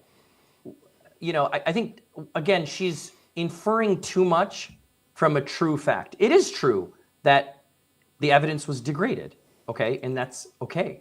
But there was also testimony, and the language is important. The expert testified something like the trigger and the guard profile had like a 1 trillion times more likelihood if Robinson was a major contributor plus 3 unknown people than if 4 unrelated people contributed that. I mean, think about that. That is significant. That's substantial, and that alone may cross into the barrier of probable cause being shown in the judge's mind. Okay, you don't need a clean. Let me say it this way. On the whole, with all of the evidence, the fingerprint alone is not going to tell the story. It's a part of a bigger picture. So the fact that it was degraded, again, I think she's running with this too far. It was degraded, but that doesn't mean anything beyond that. I think it's important, too, to note that, and I don't know if any of you all noticed this or not, she was using, when she and Andrew were going back and forth, there was a misuse, or I guess a interchangeability in her, what she was saying between DNA and fingerprints. She kept flip-flopping, like consistently saying the DNA, the fingerprint, the 2 very different things. First off, DNA versus the fingerprints. But to kind of like, just so for folks that might be watching, to kind of tie a bow around this, back to the hearsay stuff, because I was going to ask you about this earlier. Hearsay is admissible and is allowable, but it has to be, and it is in this case, in conjunction with all this other stuff we're talking about. So am I correct in that?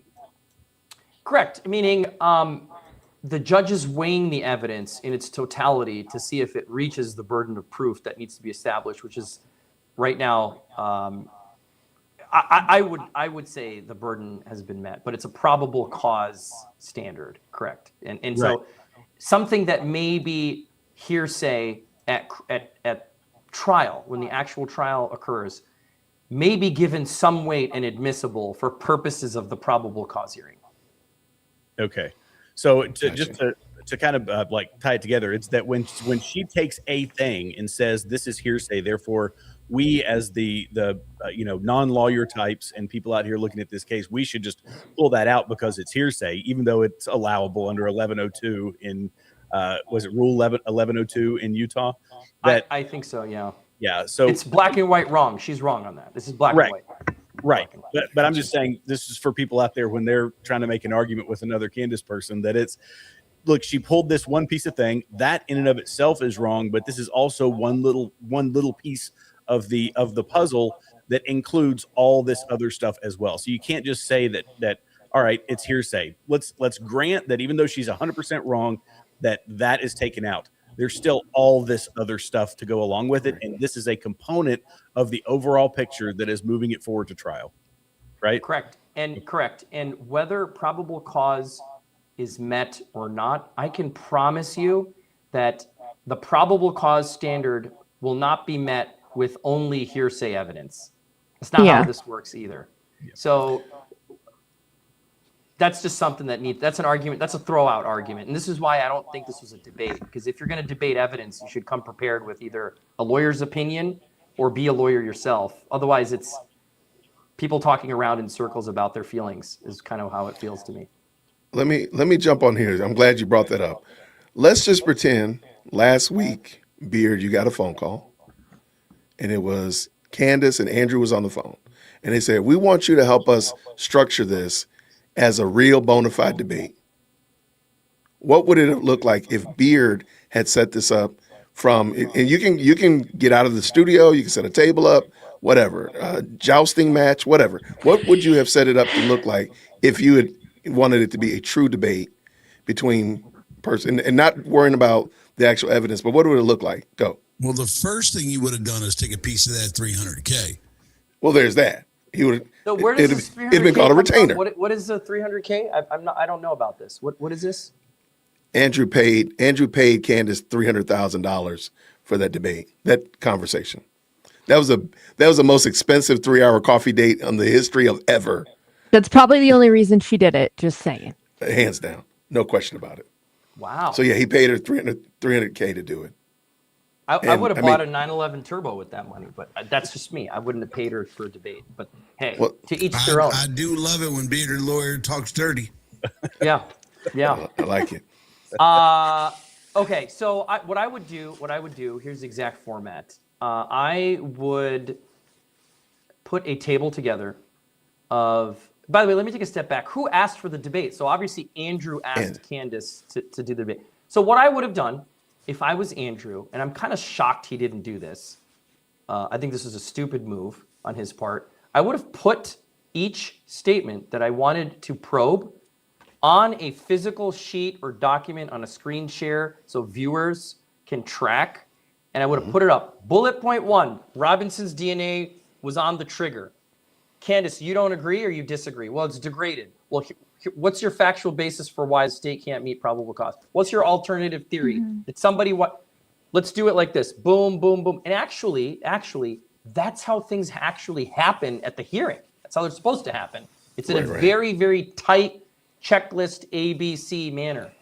I would have put all of her statements, whether it was her tweets, Andrew's tweets, I would have compared them so that we can actually do an apples to apples comparison, right? And we can talk in an educated manner about what the theories are and what the evidence is. It was just really hard to follow. It just, it became like, you ever go to a family reunion and you see people you haven't seen in a while and you're just like disgruntled about what they gave you for Christmas or something, or a birthday? It really was like that. I'm just like, I have no interest in watching that. It's just terrible. It's terrible.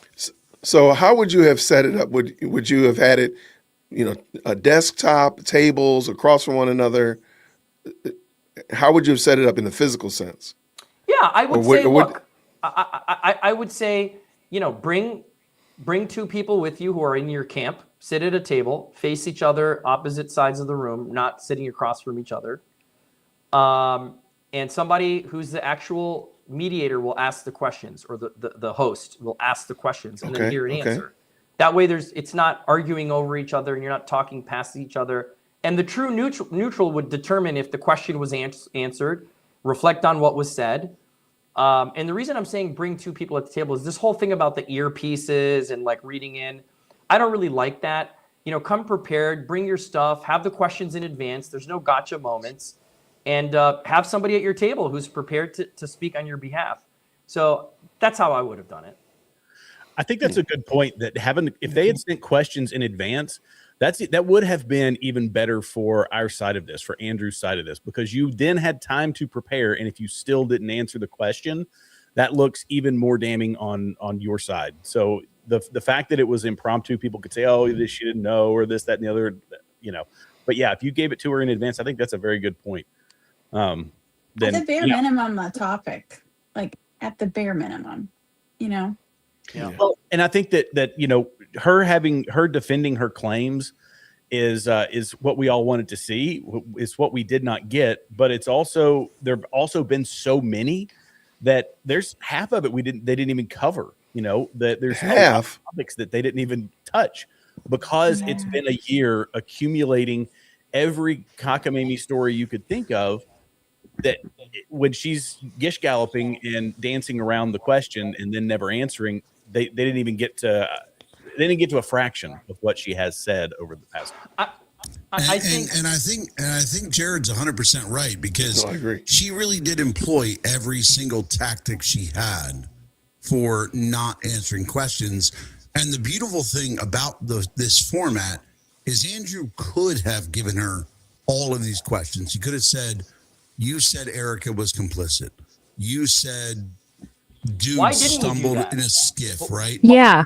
Why didn't he do that? I think that's asinine to pay somebody $300,000 and have them sit and cherry pick and that's horrible. That's not a debate at all. I think he was more scared he would get denied the debate.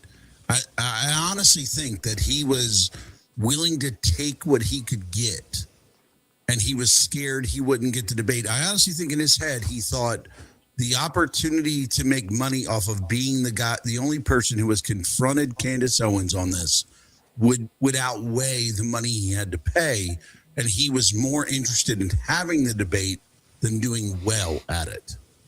I think it's a mistake, because what that tells me is I'm always skeptical of people who purport to be about justice and truth, but all they care about is eyeballs and money. Yeah. And that's one of the reasons why I have a big problem with people who have a microphone and just want eyeballs, and they don't give a shit what they say. Pardon my French. They just want to say things and build a clan, you know, and I use that word purposefully. I'm concerned about that. That bothers me. You know, I'm a guy, I'm not a content creator. I'm a lawyer first and always will be. I just happen to get invited on podcasts. I shoot my own opinion on things, and I have a big mouth, so it's easy. But I always try to speak factually. I always try to speak with a point. I don't try to say, I mean, I could tell you 20 things right now that make everyone go, oh my God, wow. Probably get some great sound bites for Instagram Reels and TikTok that add zero value to the practical discussion at hand. And so whether it's Andrew or Candace or both, I don't like formats like that. I think that it doesn't do a justice to people. If you want to frame things as, oh, we're bringing Candace and we're going to have a debate, do it properly. Put her on the spot. And you know what? If you're not going to get a chance to do it, then don't do it at all. That's what I would say. Because what's the difference between this and a passing Twitter commentary back and forth? Like, it's the same damn thing. So do you all think that they probably discussed it before? And because he didn't bring up any of like the Egyptian planes, things like that. Do you think that was a part of the agreement? Because they took forever to go live. I thought she was backing out. I was like, she's going to say she's in labor. Like, right. It's very well. That before they started this, they definitely had an agreement of things he couldn't talk about. Like, and I think they probably dropped it on him probably when he showed up. That's what I was wondering. Like, he was 100% under a non-disclosure of like, if we're going to do this, sign this first. And now we're going to communicate to you all the things you don't get to say. Because, like, let's be real. All of us online, we had a lot of questions for Candace. He asked the absolute weakest ones. Yep. He asked, if we had 10 questions that we needed answered from Candace, he asked 8 and 9. Mitch Snow. People in the comments are like, Mitch Snow. I agree. That should have been brought up. Yeah. Like that was one of the biggest ones. Like one of the basis of her claim was that a guy was on Fort Huachuca, where I went to interrogation school. Guy was on Fort Huachuca. Like, you cannot walk into a building in Fort Huachuca accidentally. But apparently this guy accidentally walked into a skiff. Which I'll tell you right now, if you guys want to understand how secure a skiff is, the skiff we were in Yemen, we got kicked out of country because we were having a top secret briefing, and the ambassador, who only had a secret clearance, wanted to come in and we wouldn't let him. And the next day, suddenly, not because he was delicate, because we had to go, of course, we got kicked out of the country. That's how secure a skiff is. You do not accidentally go into a skiff. You definitely don't go accidentally walk into a skiff where people are planning the assassination of an American citizen. But that's what we were supposed to believe with Mitch Snow, a civilian who was already wanted by the military, found himself on the military intelligence base of the military. On accident. On accident. Yeah, he just happened to be there. And then he wandered into a skiff and happened to see the head of Turning Point USA Security in the briefing. Like the level of insanity required to believe that is, you know what? It's not even a level of insanity. It's a level of stupidity required to believe. Like, you don't have to be stupid. You have to be a moron to believe that, right? And again, what he asked her about was, he was like, well, you know, what about the roof? And it was like, bro, did you get told there were things you couldn't ask? Like, what does your non-disclosure look like? Because I want that lawyer. Whoever wrote that non-disclosure, I want that lawyer. I don't think that well, if he did, I think he should come out and say that he did, because he doesn't have to say that. You could say that I had to sign an NDA, but we got a lawyer here. I guess I could ask him. But you can sign an NDA, but I can't say what I wasn't allowed, or I can't talk about the contents of that NDA. Correct? Well, certain NDAs, like ones that I write, the existence of it itself is confidential. So that could Really? Yeah. Oh, we do that all the time. Otherwise, guys like me will come from the military and go, I did a lot of cool shit. Can't tell you about it because I signed an NDA. It's not the way it actually works. If you disclose the fact that there is an NDA, there are inferences that can be drawn from that alone. So if I'm trying to protect a client from whatever it is, I want the existence of the document itself to be confidential. I don't want people to lecture on the fact that there is an NDA. So then this is what I would have done. If Andrew did sign an NDA before he did that, this is just Jared's opinion. He should have said, absolutely not, under no circumstances. You're going to make me sign this, and you're going to restrict what I'm allowed to ask you. I'm walking out of here. I would have gotten on a Facebook Live and said, all right, guys, here's the deal. I'm getting back in the car. She wanted an NDA. She didn't want me to talk about Mitch Snow. She didn't want me to talk about Egyptian planes. She didn't want me to talk about this. I refused to sign an NDA, and she still got my $300K. So I guess I'm going to go find a good lawyer and see if I can get it back. Maybe it's just my cheap self, but if I give you $300K and I'm going to have to sue you to get it back, and I'm at the end of a long line behind the French president and the head of Turning Point, like I might go along with it because I think I might still get you. Just because suing Candace, like, I mean, everybody you might as well be. It'll be quicker to wait at a ride at Disney before you get to do that. Yeah, but think about what the messaging behind that to say that she is like, that would have been more valuable to me as a viewer than the debate itself. And he had no way of knowing how the debate was going to go. But to say that she wanted to restrict what he was allowed to ask, that to me speaks volumes. And I don't know. But yeah, that's what I agree. But that sounds like.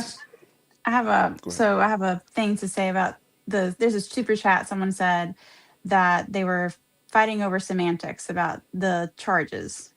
Now that we have an attorney here, everyone understands that wasn't the biggest important thing that happened, but all of Candace's followers are claiming that he got owned because he didn't know the specifics of the charges. And I looked up the differences between the murder and the aggravated murder. And the only difference is endangering other people around him. So what would you have said to Candace if she said, well, you don't even know the charges? It was not murder. It was aggravated murder. Wait, can I also point out that the defense has submitted a filing to say that it wasn't aggravated murder, therefore the death penalty is not on the table? Right. Yeah. Right. Which But is that's a great all point. I have right now. But what would you say to, like, if you were in that conversation and she was like, well, it's not murder, it's aggravated murder? Yeah, well, I would say that's great. It's important to get the charges right. But we apply evidence to each charge. So whether he's being charged with aggravated murder, first-degree murder, felony murder, misdemeanor, the question is, what evidence exists to substantiate the charge? I think it is a little silly. I mean, if, again, going into a debate, I would have had the charges printed in my hand. Okay, that's a little weak. I'm just being straight. If I'm Andrew, No, I agree. I look weak as hell that I didn't know the charges. Now, the fact that you didn't know the charges, I don't have the charges memorized either. But I'm also not paying somebody $300,000 to have a debate that's going to be streamed to millions of people to look like a goofball. So I would have said, let's look at the charges. Let's pull up the charges. Let's look at the elements of each crime that is being charged. And let's put, again, let's be organized. Let's put a chart of what you think the evidence is to support the burden of proof to move this to trial. I would have brought it right back to where it's supposed to be. Instead, it became, it's almost like, to me, again, this is not exactly what happened, but to me, in my ears, I'm hearing, my feelings are hurt because you don't believe me. And, you know, the earth is flat, and this is on both sides. Too, by the way. On both sides. She probably does think that. I think she's a flat earther. No, the earth isn't flat. It's centered around Candace. So that means it's a donut. Okay, got it. So, yeah. I think she believes it, though. I'm sorry, but that's a great point. Thank you, Beard. And great question. All right. Who would you have? But remember, you are talking about a woman who married a gay man. Yeah. Allegedly. Allegedly. Allegedly.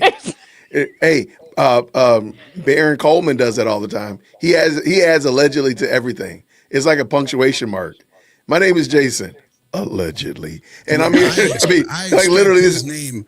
I expect his name to be at allegedly Baron Coleman. Right. Yes. So Beard, who would you have liked? Let's say that they did have a proper debate format, which would have been amazing to start with. Who do you think would have been a good moderator, in your opinion? I would have moderated it very well, better than probably most people. They should have called me. My DMs are open. Next time you want to do this, somebody asked me to do this because it was hard to watch. So now that I'm not available to do that because it's already happened, geez, I don't know. Maybe Judge Judy. I would have loved to see Judge Judy moderate this. Could you imagine her? That would have been fabulous. Yeah. Okay. No, because the second somebody starts talking and they're like 30 seconds off, she would have been like, oh my God! I never thought of Judge Judy. That is so. Judge Judy would have been excellent. She would have, but here's the thing: she would have stole the show. If Judge Judy is watching this, or eventually watches this when it gets clipped, for God's sakes, moderate this shit and moderate it and weigh into everybody. She would be an excellent. Short of her, I mean, I don't know. That's the best name I can think of. She's the most appropriate. She wouldn't put up with Candace. That she would be like, get to the point. I think she would call people out on a lot of things that were said. And one of the things that I think Andrew said that made him look bad and weak was, look, guilt is not an abstract concept. So when you come to a debate just saying, well, this person's guilty, the way to do that without losing credibility, again, if you're talking about a criminal probable cause hearing, which is what's been talked about, you would describe the elements of what's being charged and the weight of that evidence, okay? Right. I think he did a disjustice or an injustice by just being conclusive with things and just saying, well, there are fingerprints and he obviously did it. Or there's overwhelming evidence, I think he said at one point.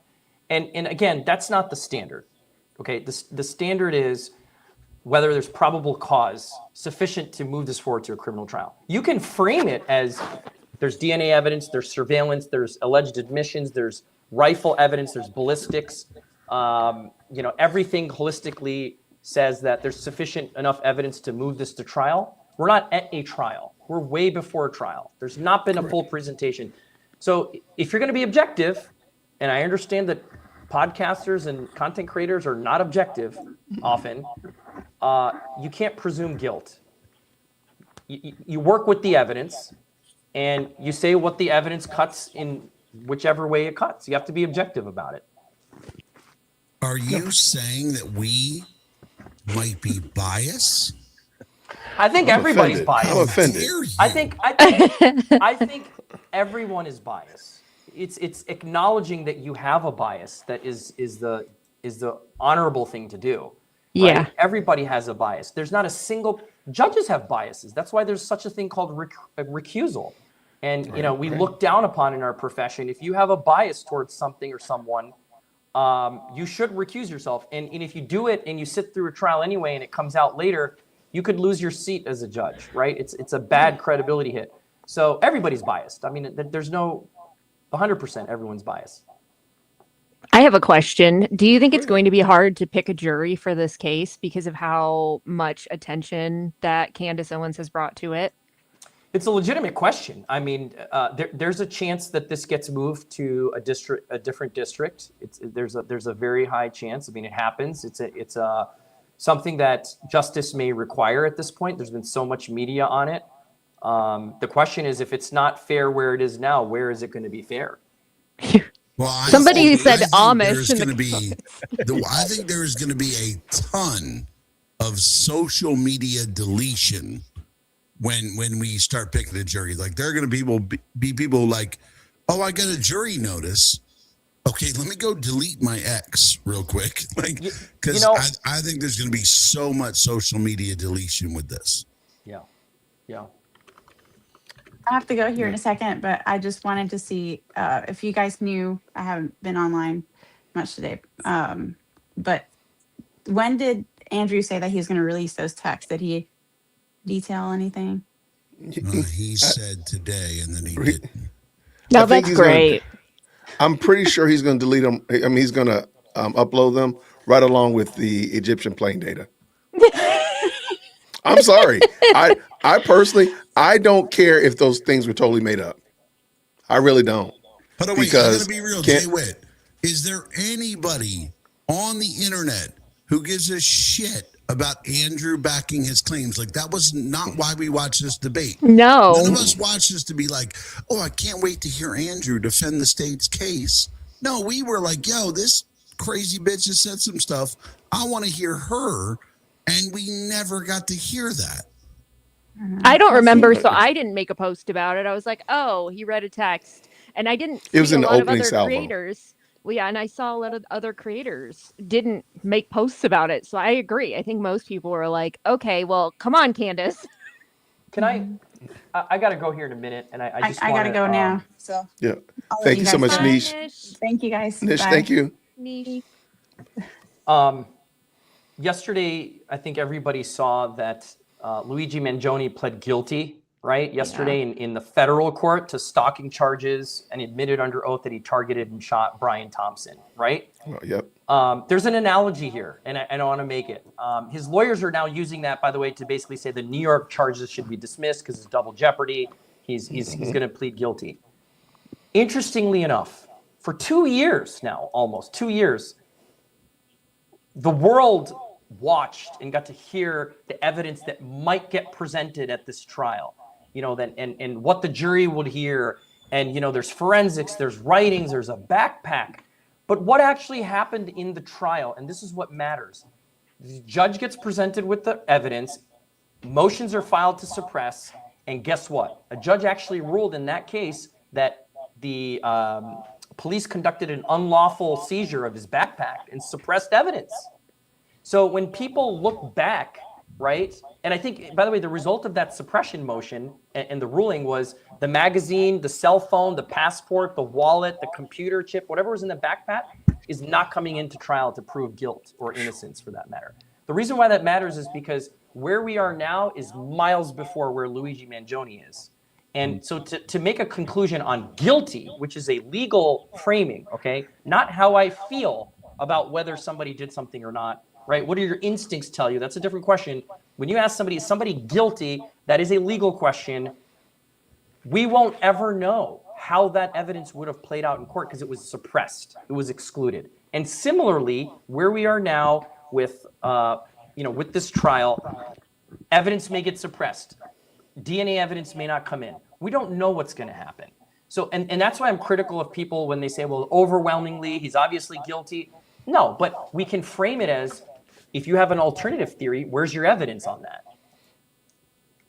Mm, I like it. that's a good point. Okay. Yeah.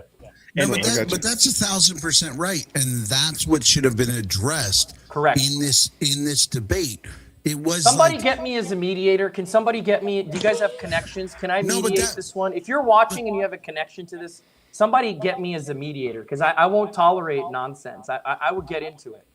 But that's where I'll give Andrew credit. Was there was a part of this debate where he said nobody has a problem with you not believing the federal narrative. Like, because let's nobody's be wrong with real, that. none of us have a trust of the federal government. By the way, anybody in the chat, if you have a trust of the federal government, please know that you're very obviously retarded, right? Right? But nobody has a trust of the federal government. If you just do a couple Google searches, you'll be done with it. So none of us have a trust of the federal government. Nobody had an issue with that. If you want to question the narrative, and this is where I've given classes on debating, and I actually call this jacking off. JAQING. It's the just asking questions narrative. Where you present your facts and you pretend you're just asking a question, but you continue to make assertions based upon questions, just asking questions. And that's the reality is like, sure, if Candace came out here and said, well, I got questions about this, or I got questions about this, I have no doubt that everybody on this panel would have been like, I got you back on this. I'm with you. Like, cool, they need to explain this. We'll wait till trial. If they don't present this evidence, we'll continue to question it with you. But that's not what she did. What she did was make assertions. Yep. She made claims. And as all of us as content creators, we know that when you make a claim, especially if you're a conservative content creator, when you make a claim and it's wrong, ooh, you're going to live with that for quite some time, right? Like when people backed up the Mom Donnie's wife's making $400,000 supporting the housing initiative. Bullshit story. Had we made claims on that, now we're going to deal with every comment section going, oh, this is that bitch that was wrong about that, right? And that's the reality. That's what she's dealing with. But she's playing it like she's the victim because she's making insane claims under the guise of just questioning the narrative. We all support questioning the narrative, especially when it comes to the death of Charlie. If the government was involved, we'll burn this motherfucker down. Let me tell you right now, like I'm with you. I'll set the fire myself on camera. But we have to, we are all evidence-based people, especially on the conservative side. We are evidence-based people. We go with the evidence. What we don't do is accuse people, good people, of doing bad things without evidence. And I feel like over the last year, that is what has separated people like us, people like Claire, people like Jared, people like Muhammad, like, I don't know how to say that first name. Is Rais. I'm sorry, I didn't want to mispronounce. People like JWhit, people like Jen, people like Gary, is that all we've done is say, hey, give me some evidence and I'm on your side. And she has failed to do that. Yeah, and they try to scare people away, I think, from this perspective, from our perspective, because it's the old saying that, you know, if everything's a conspiracy, if you believe everything's a conspiracy, you're an idiot. If you believe that nothing is a conspiracy, you're an idiot. Like there's middle ground there, right? And we're by sitting in the middle ground, by not becoming polarized, we're fed slop. We're feds. Yeah. $7,000. We're, you know, everything that they can throw at people. And all we're trying to do is be reasonable about it. And there's no room for that on their side. And you're right. If there is evidence, we will happily change our opinion and move in the other direction. But the evidence so far tells a different story from what she is saying. And to the same thing that Rais has been saying, you got another theory. Show me your evidence. And let's see what passes the smell test. We'll bump one up against the other. I think that's a perfect point, Joe. I think it's crazy too that people stopped caring about the quality of a question or a conspiracy. Any question will do. And it's absolutely asinine things, as we've seen with the Egyptian planes and, you know, the man walking on into a meeting. Like, it's craziness. And people have just ate it up. And all of us are like, wait, you can't prove that. There's no way to prove it. Why are you saying this in public as it's a fact. If you were just asking questions, I would be like, okay, I mean, that's a dumb question, but sure. But you're saying this is what happened and I have evidence and blah, blah, blah, and I'll release it in 10 days, but you have to watch all my episodes and pay $9.95. Like, you know what I mean? Yeah. She kept bringing that up. I kind of want to say, oh, I'm sorry. I'm sorry. I had to switch it up. You said 7K. I had to switch it Oh, up to I my love 7K that. club hat. I had to switch it up to the 7K club. Just so y'all know, this is from Israel. Underneath it tells us what we get. We get into Benjamins, and inside it says, "I made the video. Now pay me my money." I just want to be real. One of those. Little self promotion. Sorry, That's couldn't help it. I love it. No, what I was going to say is I think the money side of it is what drives it. So making any claim, because Ray talked about this a little while ago, that a microphone ought to cost $1 million. So many people can come on and make content. You can say what you want to say. You can ride the coattails. In fact, Candace Owens made a whole career out of this. This is what she did, was she rode the coattails of more successful people. She went from doing a doxing website to, PragerU and the Daily Wire and Charlie Kirk. And now she's got her own show. And I believe, much like Tucker Carlson, she needed the guardrails and she sat within certain parameters when she worked for people, but doesn't know how to handle it once she gets out. But the people that come on these successful movements based on what I firmly believe are lies and deception and all this that she has done, they can pop on and just exponentially increase her reach and the nonsense, and they make a ton of money doing it. We don't, by the way.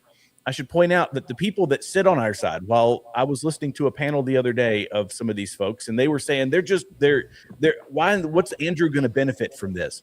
He's going to, all these channels that follow A lot. No. This is what they were saying. Do you notice all these creators on this live talking about him? And, well, yeah. This is his upgrade from debating hoes on the whatever podcast. Right. It is. But the point that they were making, that they were saying, was these channels that take the Fed slop narrative, as they say, they're all tanking and they're doing poor and they don't get as much reach. And then they went in the same line of conversation to say, oh, well, they're just in it for the money, for the grift. Yet the whole argument they're making is, and the kind of the comparison is, see how many clicks we get. Clicks and, entertainment value, whatever it is, that makes us right. Candace is right because she's big. And the whole thing, it's a bunch of people who understand they can make a ton of money and they don't see the responsibility in owning a microphone and a video camera. Exactly. They don't take it seriously, and they say, I can say whatever I want. And people, the point we've been trying to make all night is that it's directed at specific people to bring specific people down. And that's where, we're getting in some real moral, dicey territory morally, I believe, and legally. What I like to say is a huge platform gives you a huge microphone, but not a lower level of responsibility. There you go. Yeah. I think the bigger the microphone, the bigger the responsibility you have. And whenever I hear irresponsible creators who, and again, I don't think there's anything wrong. I hope this video gets 5 million views and 5 million shares. I agree with that. 5 million likes. I concur with that message. I don't think there's anything wrong with that. I think the eyeballs should be a consequence of telling the right message. Oh yeah, exactly. Exactly. It should not be the inverse, where you care about eyeballs regardless of the cost of the message. That, to me, I have a problem with. Now, First Amendment protects your right to say things. It doesn't mean everybody should be saying things. I've said that many, many times. Just because you have a right to do something doesn't mean everybody should be doing it. And there's some people that just should STF you. You know what I mean? I mean, that's what I've learned as a lawyer doing this for 16 years. No, but I think along with what Jared said was like those people who are going along with the narrative, they get less views. But let's be real, guys. Agreeing with things, all of us as content creators, we know that the way to grow is not to agree with people, right? Like we've never gotten, none of our hit videos are like, oh my God, I agree with what everyone says, right? All of our big videos are, Well, let me tell you why everybody's stupid and I'm brilliant, right? That is what makes viral video. It's the girl who comes on, like the most viral video on social media right now is a girl who said that she was cheated on by George Washington. Like that's the most viral video right now. It's filled. Her entire chat is filled with guys who changed their name to the founding fathers' names and are now assaulting her and playing like they cheated on her and she used them. Right? Ridiculousness and arguing the narrative and fighting the mainstream media thought is what gets views. The problem is that Candace plays like she's being an investigator when really she is the National Enquirer of the internet. Like, I feel like if the Charlie Kirk trial wasn't happen, I would check into her to see what happened with the latest aliens on Earth, right? She's so divorced from reality, so divorced from facts, but we're giving her credit, just like that aunt who reads the National Enquirer and you're like, you hear about that spaceship that landed in the backyard, right? And that's what we're giving credence to because that's what's fun. Believing the federal narrative, boring. It's really boring to be like Tyler Robinson shot him. He's going to be put on trial. There's going to be evidence. But you know what's fun?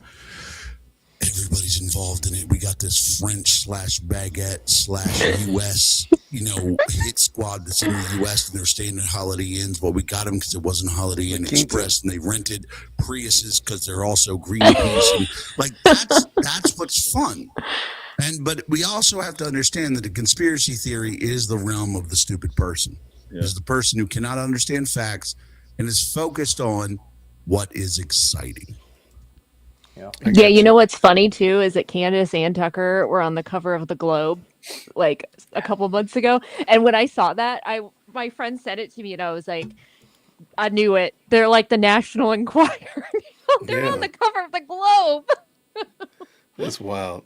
Guys, Beard, before you leave, do you mind telling everybody where to find you, what you do, and why they need to go find you? This is your sales pitch. So go ahead and tell them why they need to go subscribe. If the moderators could please make sure we drop the Beard Lawyers links and all that in the chat. Go ahead, my friend. Yeah, for sure. I'm Beard Lawyer on pretty much all socials. I'm very active on Instagram, Beard Lawyer. On TikTok, same handle. My Instagram, or excuse me, my TikTok's slightly different. It's the real Beard Lawyer. And you'll see I'm verified. And then my YouTube is beard.lawyer. So check me out. And yeah, look, if you have questions, people are welcome to send me questions and topics they want to talk about, or if you guys want to have me back, do another one-off or talk about something, I'm happy to oblige. And if somebody wants me to moderate an actual debate, somebody hit me up. I'm happy to do that too. I love it. Well, thank you so much, Beard. I think you were about to say you're going to bug out. I'm going to bug out, and everybody should keep up the great work. I appreciate the discussion. This is good for your audiences to hear. So, love it, man. Thank you so much, friend. Everybody type Beard in the chat. Thank you so much, friend, for stopping through, my friend. Later, Beard. Thank you so much for being here. I do love the fact that we had a lawyer on here and we actually hit him up for legal stuff. Yeah, absolutely. As it should be. I stay in my domain of expertise. I won't talk guns. I will talk law, though. There we go. All right, guys. Take care, friend. You shooting. We're going to sort out the guns. Let's do it. Take care, Beard. All right, that was fun. Thank y'all so much, y'all. That was a lot of fun.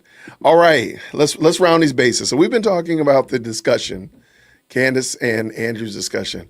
What is one question, if you could get either one, Candace or Andrew, to answer, they cannot dodge or dip, no juking and jiving, no filibustering, who would you ask a question of, and what would be the one question? Whoever wants to jump. I can hear you now. What were you saying? Oh, no, you were really looking. Okay, I said, if you could get one of them, Candace or Andrew, to answer a question, they cannot filibuster, they cannot deflect, they have to answer the question. What would be the one question you would ask? Well, first of all, who would you ask the question of, and then what would be the one question? I'll answer my own question first to give you a second. I would ask Candace to show us the evidence of the French assassination plot. I've been wanting that forever. I want to see whatever the proof that you sent the federal government allegedly, whatever proof that you sent them, I want to see that. what you sent them, whether it be a text message, email, smoke signal, homing pigeon. I want to see what was sent to the government that says that the French were in collusion to delete you. That's what I would ask, and she would have to answer that. All right, anybody else? Who's next? I guess I would ask what evidence she has that Tyler, this was asked and never answered. What evidence does she have that Tyler Robinson is a patsy? That's what I was thinking too. I was still sitting here like, do I have any other ones? But the patsy, because she hasn't shown any evidence of that. That's right. No. It like I say, it was asked but never answered. Didn't touch it. They moved on to another topic. But I would also, post debate, I would ask Andrew, first off, I would ask him if there was an NDA. I would really love to. Right. Well, yeah, I guess we said he has to be able to answer. So go ahead. Just between you and me, buddy, was there an NDA? But, and maybe he'll do this or he's done it and I haven't seen it, but did he think that did the debate or the conversation go the way he thought it was going to go? Like how would he, or how would he do it differently? Because this is, we kind of treated this like it was going to be the end all be all. It's the thing that was going to settle a lot of things. And it just didn't. It fell completely flat in my mind. I other than me going deeper into my corner in the belief that Candace Owens is a psychopath. And I should have asked Beard that if with all of this, hearsay stuff, if it or defamation, do they take psychosis into account? Or wow, oh my god, I love it. You can just say it, and mental health disorder. We'll go with that, like an insanity plea. But yeah, no. Okay. What he meant was, are you retarded? Yeah. Like, let's be real. That's the real question. Like, that's the $10 question. Like, sure. Let's be real. Like, in common speak, is, bitch, are you retarded? Like, that's really the question. Yeah. All right. Yeah.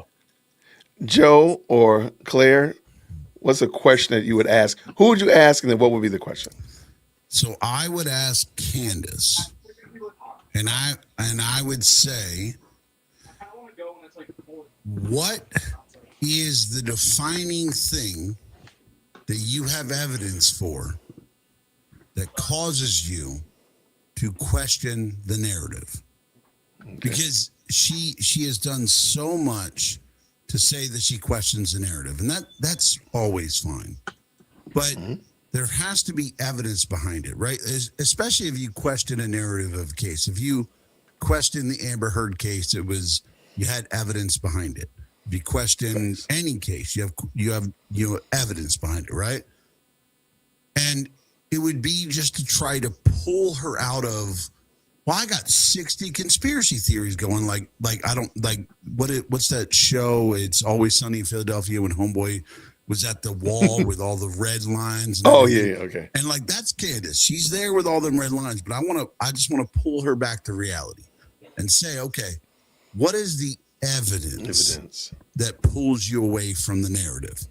Like, what is the thing that caused you? Because I know what the answer is money, right? Yeah, no question knows there's money in doing it, and I want her to go. I want her to tell me, give me the evidence that pulled you away from this. Not crazy narratives. Not I'm so upset he's fucking Erica instead of me, and all what we know is reality. Right, I want to know the evidence. Give me something. I want to challenge her to give me a basis of evidence based in reality, not in some fantasy world that she lives in that pulled her away. I can dig it. What you got, Jared? Claire. Do you have something else? I do. Jared. The one Jared, thing, what are we doing? We got two Jareds. This is weird. So if I could ask Candace anything and she had to respond, I would ask her what happened truly between her and Erica Kirk. First off, I would want to know the backstory because there's something going on there. And second, I would want to know why she insists that anybody could be guilty except for Tyler Robinson. Because not only does she think he's a patsy, she thinks anybody else would be more acceptable if they were guilty. Like she lands twigs. She, is everybody on earth, the, Israel, TPUSA. I'm like, why? What is it about Tyler Robinson specifically that makes you want him to be innocent? Now, That's a good those would be a question. couple if I had two. And then she has to answer. It would be glorious. Okay. No, wait, Okay. could I ask this? Because I'm super curious because like I watched Andrew Wilson and Candace Owens sit together. Can I ask? Sit down. Can I ask what everybody else here?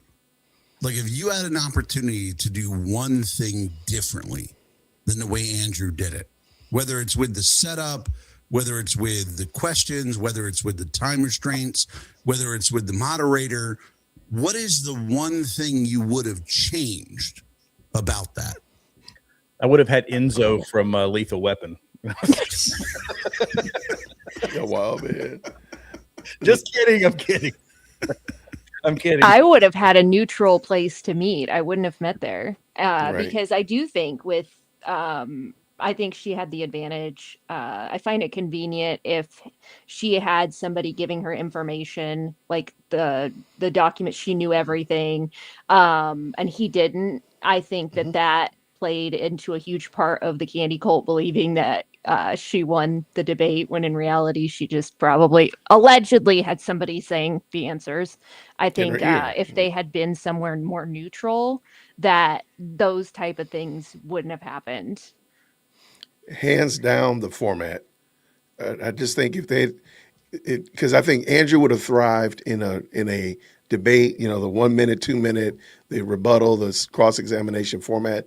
If it had just been the format had been right, and of course, you almost can't say the format without adding the other little accessories and the such like that. So like a better moderator, questions and things like that being posted on the screen so everybody knows what we're discussing or or whatnot like that. But hands down, the format.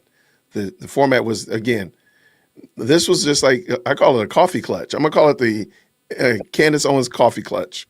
It might as well have been sitting there sipping tea. Because it wasn't a debate, it was a coffee clutch. Shout out to coffee clutches. But yeah, that was a great question.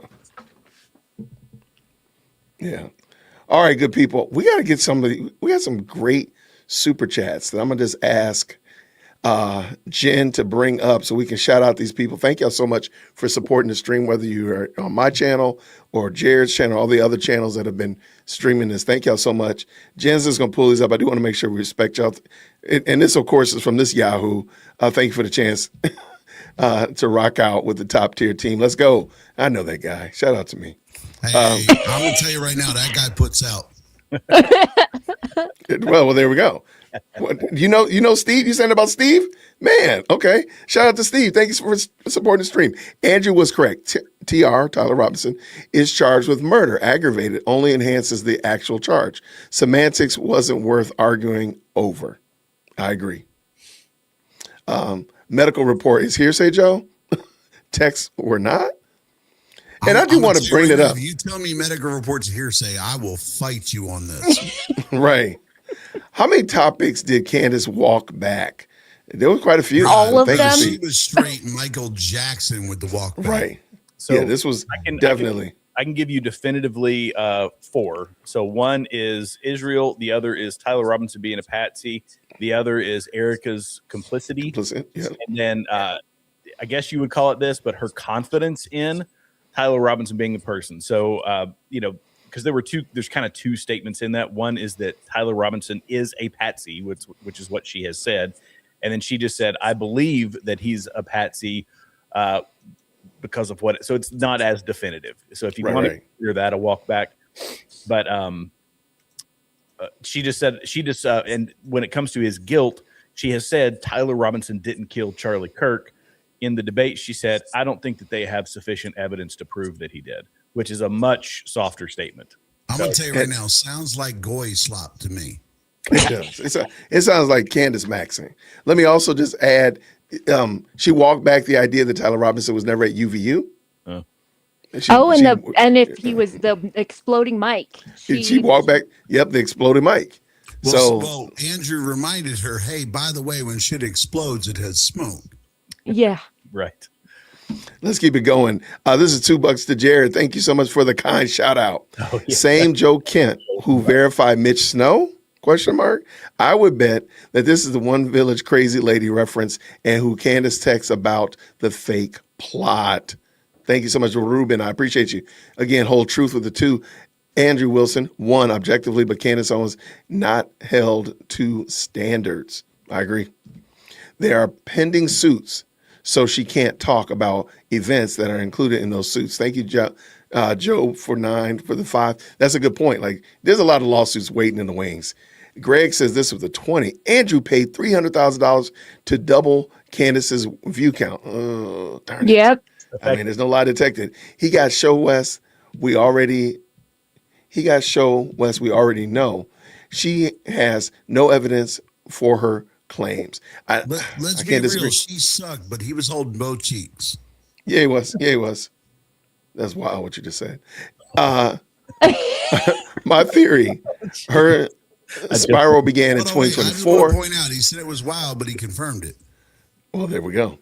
Right after Eminem dissed her on his new album, Never Goes Well for People. She did an entire show ranting that he may be third most streamed rapper, but jealous of her because no one knows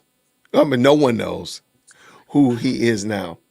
That's interesting. I'm going to tell you right now, I think Candace has always been staving off a mental breakdown. She's been just staving it off through, again, I don't think it started in 2024. I don't know when we can say the genesis of it is, but it's been an ongoing train wreck for a long time. So shout out. With the 5 says this, I wish Andrew would have pushed back harder when she claimed her sources, but backed up by all the photos and evidence she put on her show. That's an excellent point. I definitely agree with that. Shout out for sure. Best part of the discussion, Candace asked to show the text Andrew got from COVID, and he replied, I'll slow drip it on my show. I mean, can she really say anything? Let's be real. That's the Candace method. I mean, that's really it. When Candace is like, I got a crazy text, tune into my next episode. Right. Tune in the next 3 episodes, and I won't have told you in any of those. Thank you so much for 5. It doesn't matter who's debating her because she won't answer any questions. She deflects, filibusters, and cries because she has no evidence. That's why I think the format would have dealt with that. I do believe that the format would have wrangled a lot of that in. Kind of like if you have unruly children, having a format, a routine helps even with the unruly child. They know they can only do but so much because the format or the routine of mom and dad's guardrails work and help them out. Viva Fry is perfect person to face off with Candace and he's a lawyer. Shout out. Thank you so much for that. I appreciate it. Well, I feel like he would have defeated a lot of her being like, well, I can't say this because of the case. And they'd been like, yeah, you can. I'm going to tell you as a lawyer, you can go ahead and say this. But also the whole looking over to the moderator for a lifeline would have that's not normal. away. Right. Like, can you help me out over here? Looking to Viva. Viva would have been like, bitch, answer the question. Right. Why are you looking at me? I don't know if Viva would have said it exactly like that, Joe, but hey, man, I like how you said it. Who could have been a better moderator? I think we talked about that. Thank you again for the 2. Candy tells Andrew, I'm not the one on trial here after a year of Inspector Gadget accusations and alibi demands. I don't see a lie detected. I'm looking for the lie. Shout out to Raven with the $1.50 super sticker. Thank you very much. It says this, been a member for a month. I hope Erica, their kids, and his family get justice, and I only pray the internet doesn't F it up. Same. Very same. Now, real quick, if you got a gift membership from Mike, please put thank you, Mike, in the chat. We're here in the South with Southerners, and we say thank you. So make sure you say thank you, Mike, for the membership. Thank you, Mike, for that. Let's keep it moving. And again, if you got it over on Tactical, same thing. Thank you, Mike. Mike is blessing folk. Thank you, my friend. I'm here for JWhit. Oh, well, thank you. Grace and peace to you, sir. The accuser of the brothers who accuses them before the Lord has been hurled down. Revelations 12:10. And that accuser of the brethren is Candace. Rachel Wilson came out yesterday and said there's so much that Andrew wants to say, but is not allowed. Okay, that probably that does That it for answers the everybody? question. If they mentioned it, they could cause a mistrial. You know what? I'm kind of with Jared. If that was the case and they kind of surprised him when he knocked on the door, he came over, you thinking they're going to bring you, come to the door with cookies, they come to the door with an NDA.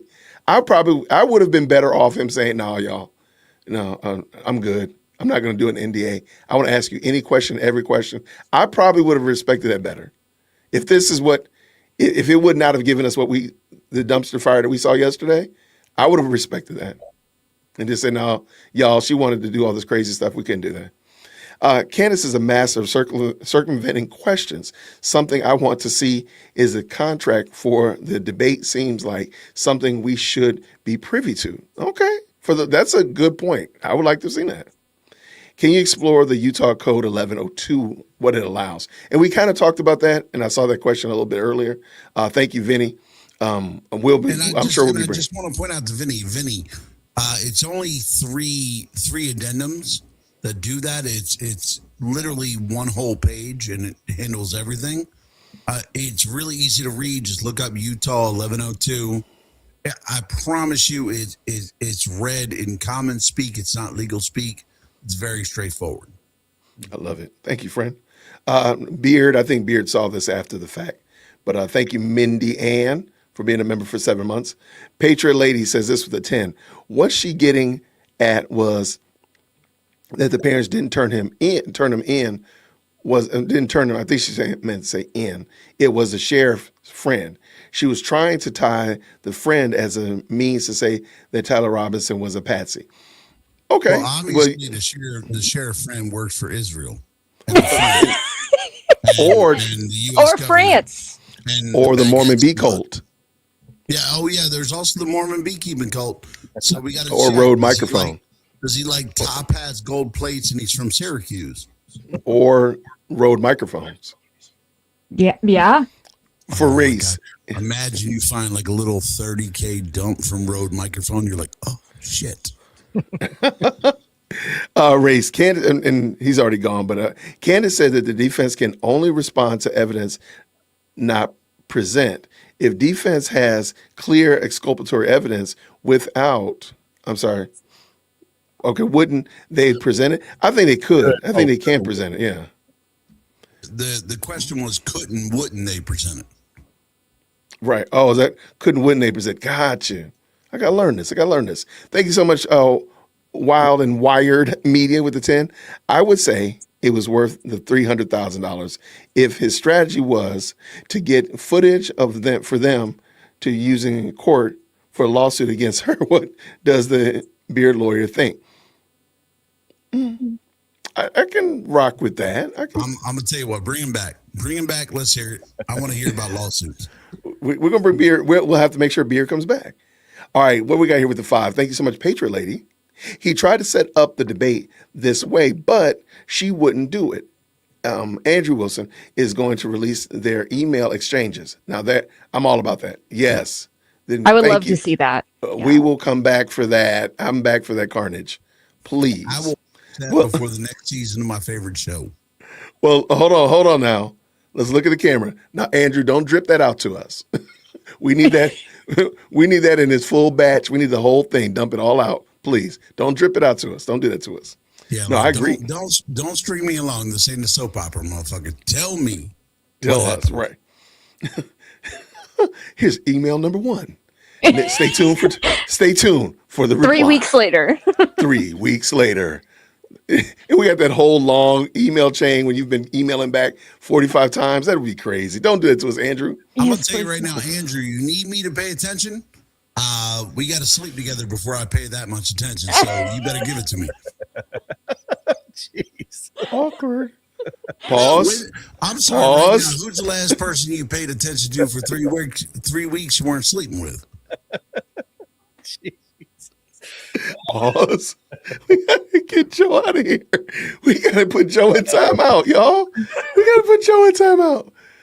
Oh my gosh, Joe. We'll all pretend everybody listens to everybody's messages, even when they don't like them. It's fine. Yeah, we'll do that. Okay. I love it. All right, let's keep this dance going. Jen, all right. See, Jen passed out laughing at you, man. She gave up on us, man. You killed Jen, man. Oh, there we go. Just oh, we We're don't like, have to worry about- Jen, you okay? Yeah, I gotta say this now because Gary's on vacation, so I got to get this in now. Clearly. Did Andrew ask for questions, suggestions from the audience beforehand? I don't think so. Did he? I don't think don't I believe so. saw that. I kind of think Mitch Snow isn't of interest to him. He asked his questions. Okay, I can rock with that. Okay, I can dig that because I don't think it was. They definitely weren't crowdsourced, so no question. Why not only half a billion, half the money before? He'd have more leverage. That's a good. Now I do think giving her the whole batch was insane. Like, Yeah. But yeah. let's be real. Do you think she would have done it if he only offered half? Probably not. Like, I think he was desperate to get her. yeah, I think you're right that it was an act of desperation. He's like, fine, I'll source it. Or he already had what 150,000 that had been. well, no, The he guy- had 150. Your guy from whatever doled up 200, so he already had the bread. Yeah. But again, like I kind of like that half. Let's make sure we get to the end. Because what would have happened if she came in and started throwing pejoratives and ad homs? I'll be And- real. That would have got more views. Yeah. Yeah. Yeah. Like if she showed up when she was like, "Bitch, motherfucking weed," like he would have been like, "Yo, this is content for days." Right. Yeah, but here's the thing that I don't understand. She's the one that required the no ad hom addendum, and she called him an a-hole Right Yeah. from the beginning, she did. during the debate. So that is a forfeiture of the $300,000. Now, hold on, wait, Jen, is there a clause in the agreement that if somebody violates the agreement, you get the money back? Like I've been to Kmart, there's not always a refund policy. I would like to see the agreement, but he said that if there was an ad hom, I think I have a clip somewhere. I'll have to go back and find it and I'll post it. But if you launch an ad hom attack, you forfeit the debate. And by forfeiting the debate, that I would assume it means you forfeit the $300,000. All right, so he gets to be the 14th or 15th lawsuit in her queue. Yeah, no kidding. Easily, Okay, guys, easily. I have to go. But Claire, I thank you, wanted love. to- Thank you. Have a great night. Thanks, everybody in the comments for all your support. See you guys later. See you soon, friend. All right, guys, we're gonna blitzkrieg I'm through still mad at Claire that I wasn't invited to the chat. Yeah. I know all these people coming. Whatever. Oh, you mean the 92? Yeah, I wasn't invited to the show. Although I'm small. I'm a small channel. I'm small potatoes. Yeah, y'all. You know what, man? If we keep this chat going, maybe I'll put in a special. I'll put in a special request to send you a membership application to join the 92. There you go. All right. I could be I'm agent. just saying. I could be agent 100. There you go. Yeah. I mean, there's some recycle numbers too, by the way. I can probably get you some other numbers. We'll see. We'll reach out to some people. I know some people. What are we talking about anymore? Degradation, says MTX, is a ratio of old broken down DNA to fresh intact DNA. Handle something for months and you leave both. Most degraded could be the longest handling, like if you own it and practice with it. Yeah. And I asked the question earlier in the chat, like what about hand sanitizer? Like, does that mean that it won't degrade your DNA fingerprint? Like, again, it's just, to me, the whole trying to hold on to the degraded DNA thumbprint or fingerprint And was let's silly. be real. This was a dude sleeping with a dude, so I imagine there was a lot of lotion going on. I can't stand you, man. Get Lot of lubricant. Joe out of here. Get Joe out of here. Hold on. honest Let me find how to get Joe out of here. Honest question: does lubricant fuck up DNA? Jeez. Y'all just type Joe in the chat. Just type Joe. Just type Joe in the chat. I don't even know what we're saying it for, but just type Joe in the chat. Oh. Joe is out. Joe is absolutely positively odd. He asked would Diddy's thumbprints be on the gun? For Get out of here, why, bro. why was the case against Diddy so hard? Because there was so much lubricant. Oh golly. my gosh. Why? I'm trying to make it through this. Goes I'm trying to get through here. places, man. Jen is sending me messages. I'm trying to be respectful. I'm Oh, trying to get there, but then we got Joe. I'm trying to work, but we got Joe. This is it, man. This is like what is going on here? Joe, I'm gonna need you to turn your microphone off and put yourself in the corner. Put yourself in the corner. It made my eyes water. Right. There we go. All right, let's get done with these. I think it looked worse that Candace didn't know the dude she's trying to exonerate admitted to being in the staircase and in the roof where her BFF, best friend for life, for real, was sniped from. Way worse than Andrew. That's a great point. Thank you, MCX. Best friend for life. Well, there it is. For real. Also, do y'all think Epstein is guilty? I don't want to mute, but I'm going to give you credit because I was trying to figure that out. I had no clue what that was. It's funny because there's an ethnic joke about Black people being able to read these types of things like this, and it's true. Like that's a stereotype that is hands down true. You can do that to Black people, and Black people will be able to read something. You're like, what the heck is that? And it just makes sense to us. I don't know why. A lot of people have critiqued Andrew, but he did what he was there for, which is to prove Candace had no evidence. She didn't show a single piece. And Abdu with the 5, thank you. You are correct. I think we all will give him that. We just wanted, but we already knew this. So like to what Joe said earlier, we didn't come to see Andrew argue his point. We came to see Candace flounder, and we saw some flipping and some flopping, right? We just wanted more flipping and flopping and trout behavior. That's what we wanted. Is that fair? Like it's not that he didn't do a good job. We just believe he could have done a spectacular job by holding her feet to the fire and her flipping and flopping and making a fool of herself. I think it could have been more. Is that fair? That's fair. Okay, I think that's really because again, I don't think he did terrible. I think the format was horrible. I think and the foot holding to the fire was just not there. That's the point. Joe, you can unmute yourself if you're going to behave. No, I agree completely. Okay. Your answer was 100% right. The format was the problem. Yeah. Let's keep this dance going. I mean, these people are blessing the stream. Thank y'all so much for sponsoring and helping out the stream. Jason, did you see my email? Yes, I did. I sent you a reply back. I guess I'll watch even though Gary isn't hosting. LOL. Why didn't Andrew hold her feet? Well, there you go, to the fire. It was a waste of a debate. I don't disagree. I think it could have been better. That's all we're saying. And now, to the point, though, he did prove that she didn't have any evidence. I just think we could have got more spectacularness out of it. I agree with. If we had followed JWhit's format, it would have been so much better. What was my format again? Your format was to actually have questions, things that were put out on the internet. You have to answer these questions. You have to give us the evidence. That would have been better. I agree 100%. Yes, I agree with myself. And you agreeing with me. I agree with all of that. Now, Matthew says this. I agree with Candace that it's not a clear image of Tyler on the roof. When you add together all of the evidence, there's not a doubt in my mind it's Tyler, which is the point that everybody's making. It's not just one piece. Just like if you go to a barbecue, you go to the barbecue, it's not just coleslaw. It's not just corn on the cob.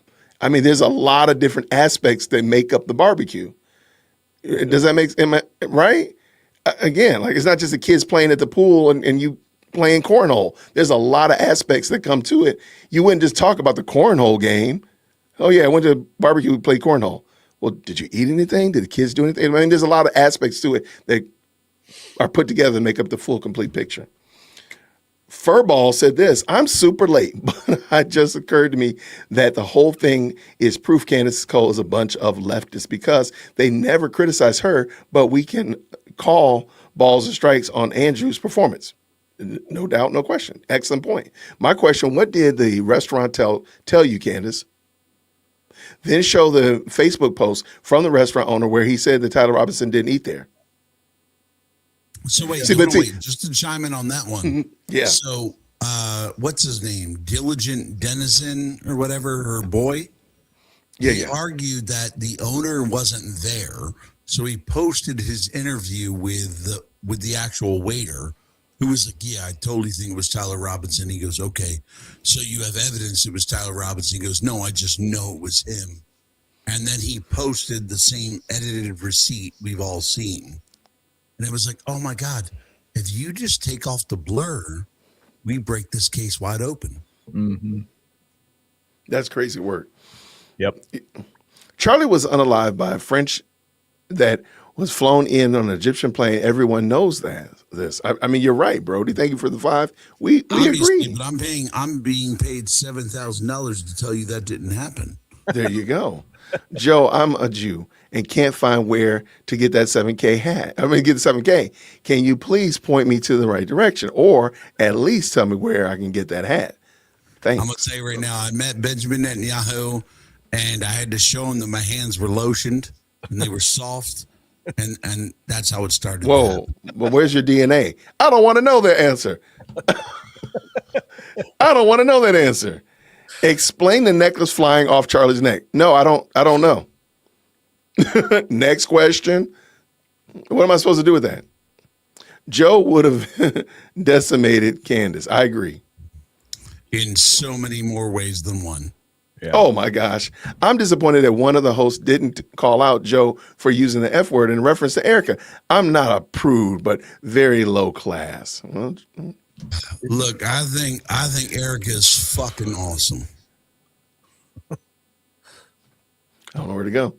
I want to remind everyone, thank you so much, Crimson King, everyone. She said there's 0% chance that Tyler Robinson didn't do it. Now, rewatch the debate discussion. I just rewatched it and feel Andrew did better than what people are saying.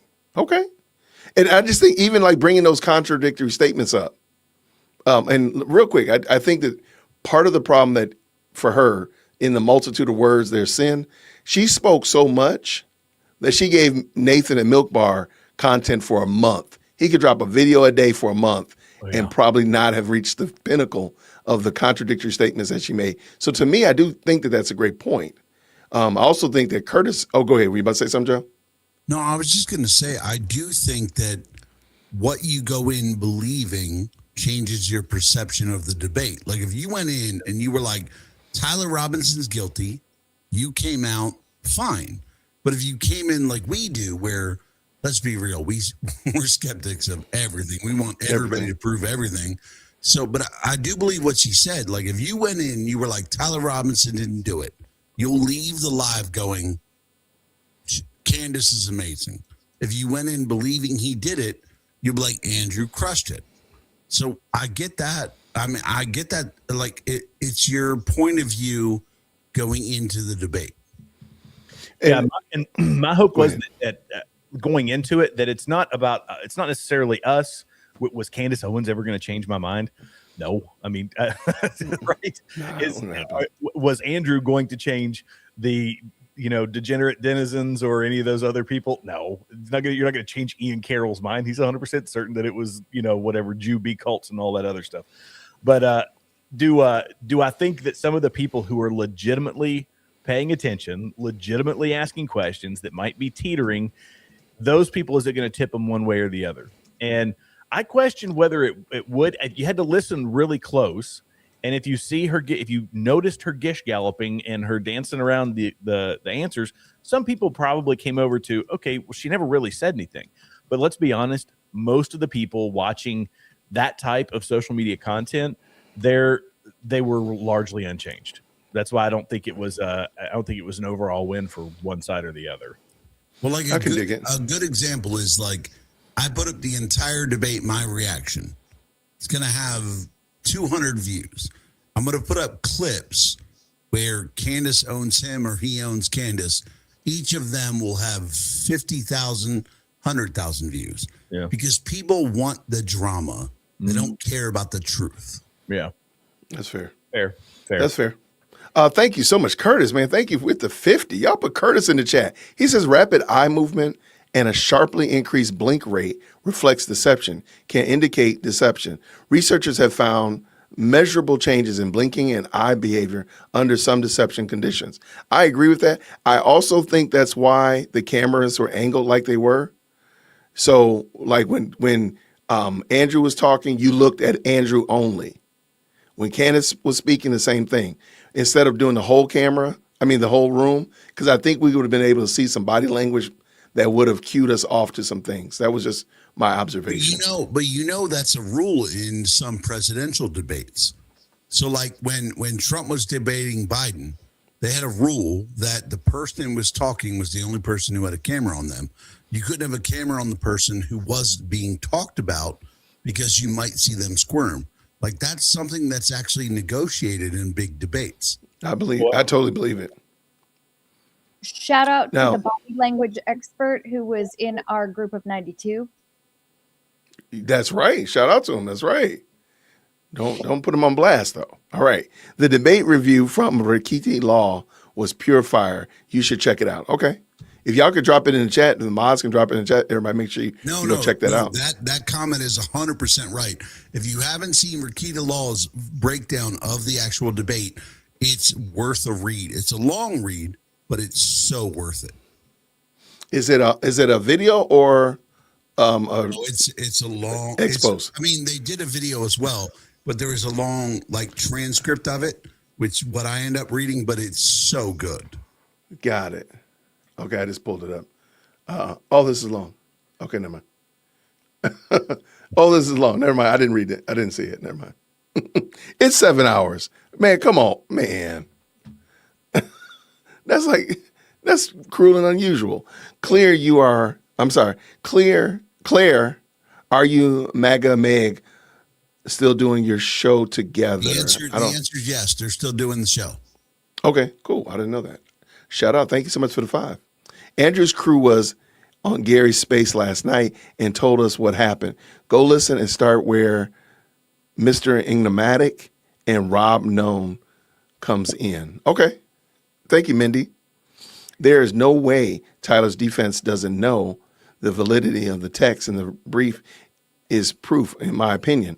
Evidence locked before shooter was known as well. Mr. That was a touch on Candace trying to argue that anybody could have logged in and posted on his Discord. But the beautiful thing about Discord is that as somebody who has his own Discord, if you log in on your computer and send something, or you log in on a phone and say something, it logs where you sent it from. Correct. Okay. Mr. E said it was in the contract, but I don't know what it means exactly. Who's Mr. E? Mr. Enigmatic, I think. Interesting. Cannon refused the neutral arena. Andrew was there in good faith and it showed. He deserves more credit while Candace Owens is nothing but bad faith actor and a bad host. She doubled her money with ads and super chats. Thank you so much, D, for the Lady Allen for the 20. And I agree with you. And again, I think we just wanted more flipping and flopping. I feel like I've come down kind of hard on Andrew. Post debate. And I was thinking about it this morning and I thought, here I am. I'm one of those guys who is, well, nobody did anything right. I'm just going to say bad. I'm going to be critique everybody. And you're a curmudgeon, man. You're just a contrarian, man. Old and curmudgeon. A contrarian. Oh, wait, I got to point out that he skipped over Steph's super chat. What? I didn't skip over. He skipped over lots of lube. I'm just saying, I was right. No, that was me. Now I'm not in control of that. That's Jen. I posted it. I pulled it up. I did pull it up. But she did not loiter. But she did right. She did not loiter. Thank you for the 2. Y'all put Joe in the chat. Just type Joe in the chat. And every time Joe's name is mentioned, we're gonna put him in 0-second timeout. Okay. Surprised she didn't induce labor to skip the debate. Actually, I was saying that. I was saying that's what happened. Why it started late. I said she went into labor. So I wasn't the only one who saw it start late and was like, she's about to pull some pregnancy. Oh no, bullshit. I was saying that in real time. I was saying that she started going into labor or she faked something. That's what I was saying. It means If it means anything, I'm a therapist, and in my opinion, Candace is a narcissist. So a debate was a bad idea from the beginning. She's brilliant at gaslighting. The only person who could debate her and win in a landslide is Ben Shapiro. Yes, but he'd need a booster seat. We can't do that. Can't stand you. 2 days, Candace shared Destiny's reaction praising her. Candace would, I'm telling you emphatically, Candace would post the devil if Satan himself hopped up on this here interweb and say Candace did a great job. She would post the devil. Yeah. Beelzebub himself. She does not care. If it were possible to resurrect all the malcontents of history and had them praise her, she would put them up there without batting of an eye. It doesn't matter. She doesn't care. If they are stroking her ego, they are going to get plenty of lube to do so. All right, there you go, Joe. That was for you. I'm here for Joe. What up, everyone? I was just trying to make you pass out and laugh, man. What does Jacqueline say here? She also claimed that Vegas Jews brought this election, so Trump had to go along with unaliving Charlie Kirk. I think technically that would mean Elon runs Trump. Everybody runs. I mean, the conspiracies are just. I love it when crazy people pay $4.99. Let's be honest, though. If Candace got obliterated, I can say with overwhelming certainty, 75 to 85% for someone to change their worldview takes a long time. But it did show Candace is full of crap. Thank you so much, Crimson King. Does this panel think Candy will debate anyone again, or is she done? I think it was on because of the money. I'll crowdfund $300,000 if she'll debate me, because I will be significantly less nice than Andrew. I promise you. Yeah. I don't think she will. I mean, she doesn't need to. Let's be honest. She doesn't need to. It's the runaway train, and I've thought about this a million times. That channel is just going to keep growing. We keep creating new people, and we keep, it's just going to keep growing. It's going to before this debate, she was losing an average of 12,000 followers a week. Yeah. Mm-hmm. Interesting. How many has she? How many has she gained any from this thing? No, we haven't. Well, we don't have the reports from Social Blade yet. Yeah, but we know that going from when she started to go to Spain, she was losing an average of 12,000 followers a week, and I'm sure this will boost her because any attention boosts you. Yeah, but generally, when she does her show, since 7 weeks ago, she has been losing 12,000 followers a week. Wow. So looking on Social Blade yesterday and today, she gained 10,000 followers both days. So 20,000 followers the last 2 days. But to your point, she hadn't had a positive uptick. Now, granted, when you have multiple millions of subscribers on Social Blade, you do have to get past the 10,000 to actually move the needle. But she had none. But if they add up cumulatively, it would still, she's had none in the last 14 days, except yesterday and today. So, I mean, there's definitely something there. Yeah. There's something there. But let's keep it going. Forgot to mention that I'm also a Jew, so my opinion might be disqualified. Here's your 7K. There we go. Where'd you get the ad from? Just to be clear, I made this ad. I made this ad. I had 100 made, and I told people, if you've been accused of being part of the 7K Club, we'll send you it for free. And within the first 4 minutes, we ran out of them. Oh, wow. I'm sorry, Joe. You need to sell the hat. Yeah. No. We tried to sell it, but like the same company that makes these hats, like these freedom hats from Charlie Kirk, or you're looking for blue, like we got them all. And we support Charlie. We support his cause. And I never try to make money off of shit. But I will say I'm going to Poland in like a week. And anybody who wants to speak good of Israel, I'm gonna throw this on her head. I love it. Nice. Okay. JWhit, finish the Epstein super chat. Did I miss something? What's the Epstein super chat? It goes to Candace's logic. Also, we need to look into the overlap between Chris Watts and Lindsay Clancy's mommy's fans. We're being gaslit into that this is normal. But y'all know about the Lindsay Clancy case, right? Feel It's free. the woman who choked 3 of her kids to death with exercise bands. Dang. And women online are saying that, oh, she's not responsible, or it was her husband, or coming up with conspiracy theories. They've already raised $467,000 for her as part of the case. It's insane. Wow. Can I just jump in here for a second? Because I've watched everything up to Friday for this trial. And I can tell you without question, I'm a mom. She's guilty. She needs to go to jail. And it is absolutely asinine that people are raising money for this woman who murdered her children. And she did get help. Yes, I do understand that she went to different doctors, but she did not take the medication that was prescribed to her. So if she would have taken the medication prescribed to her for depression and all the other stuff that she was diagnosed with, maybe she would not have killed her 3 kids.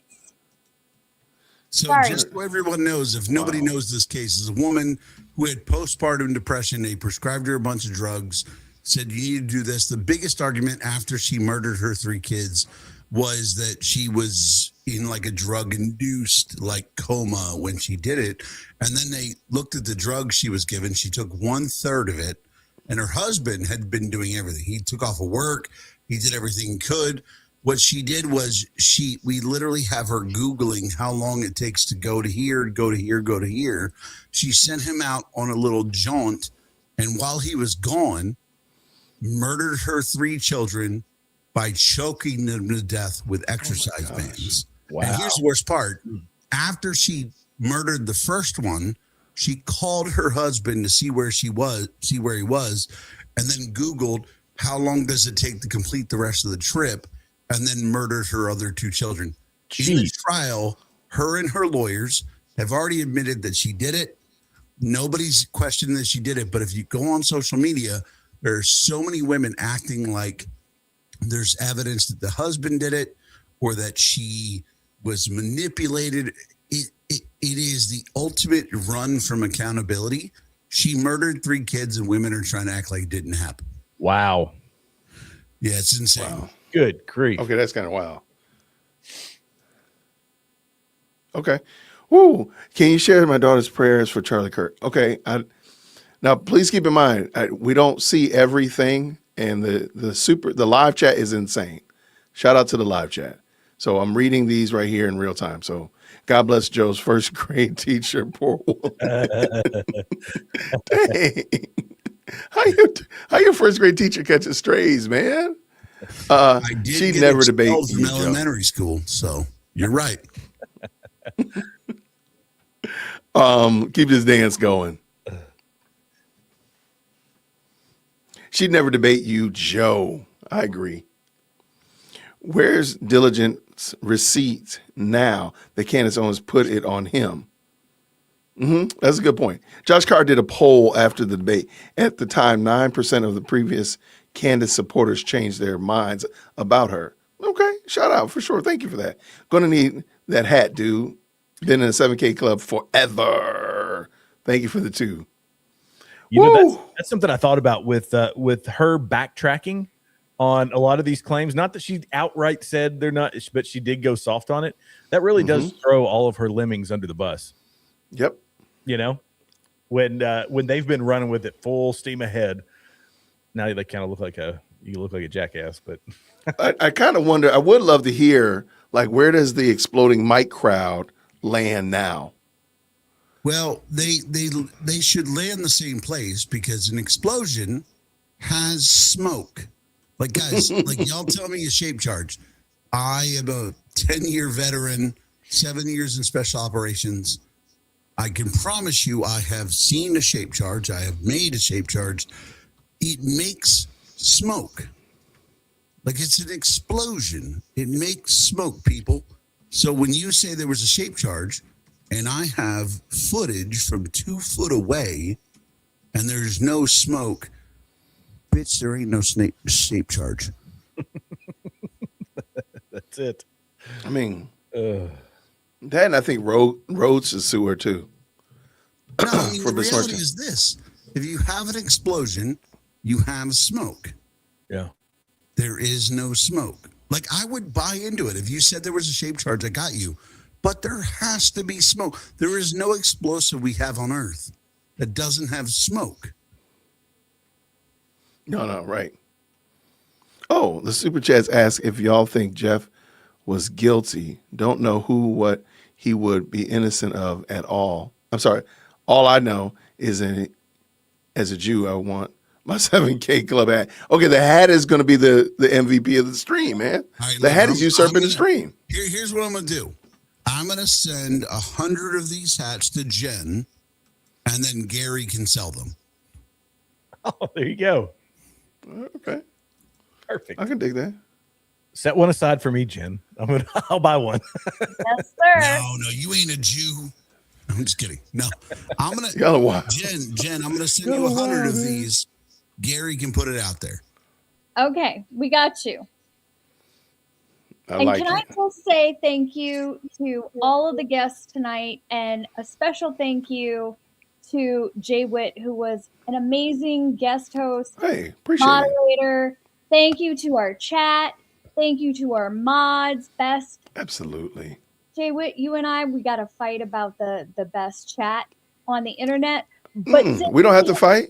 Since We we don't have have- so much overlap, We have our own theme song, though. I'm just going to point out. Wait, hold on. I didn't hear Gary start with a prayer. this is true. I'm gonna hold him to that, JWhit.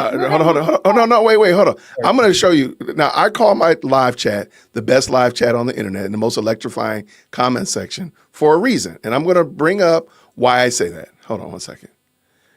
I want y'all, because I'm not just saying this in hyperbole. I'm not saying this because I have nothing better to do. Is this it? Oh, yeah. You know, I got to put my glasses on. He's only saying this because he saves time doing his hair. That's a good point. That's a very keen observation that you have there, sir. I do. I save a lot of time doing that. But no, we don't have to fight about it because it's the truth. This is the most electrifying comment section. I do have it. It's okay. It's perfectly okay. Not everybody can be number one. It's all right. Where is this video? Oh, I have it in my StreamYard, but I can't pull it up in here for whatever Well, I reason. hated that every time I commented in the chat, it said this did not go to JWhit's chat. Why not? Were you saying something bad about me? No, it's racial. It didn't. Oh, no. really- Oh, that's even worse now. Now I want to know what you were saying. I have no idea why I can't pull this video up. All right, come on to my channel. I'll play it over on my channel. Shout out. No, Jen, thank you so much. This was a lot of fun. Thank you to Jared. Thank you, of course, Joe, to Claire, to Beard, as well as Nish. That was a lot of fun. Yeah, I had a blast. It's the first time I've done a show with you, Joe. It was enjoyable. I've done one or two with JWhit. This is my last one with Joe. I'm going to lie. Joe going to get me caught up on church. Joe going to get me up on church discipline tomorrow, man. I'm going to be up on church discipline. Look, I'm going to church tomorrow too, and I'm asked for a lot of forgiveness. It's fine. Look, but we can do all things through Christ who strengthens us and forgives us. Fair enough, man. Amen. Look, if Jesus didn't want me to say this, he'd strike me down, but he knows I got tomorrow to get this shit forgiven. This dude is out of control. Joe. I love Joe. Oh, gosh. I promise you, I'm a hitting church too. Where can everybody be found? Where can the chat go? Follow you guys, and then we got to get off of here because I got to get up early in the morning. Oh my Lord, you one of them people with jobs. It's Well, you Sunday. can find me at the JWhit podcast on YouTube. I'm on X as well as on Facebook under the JWhit podcast on Facebook and Mr. JWhit on X.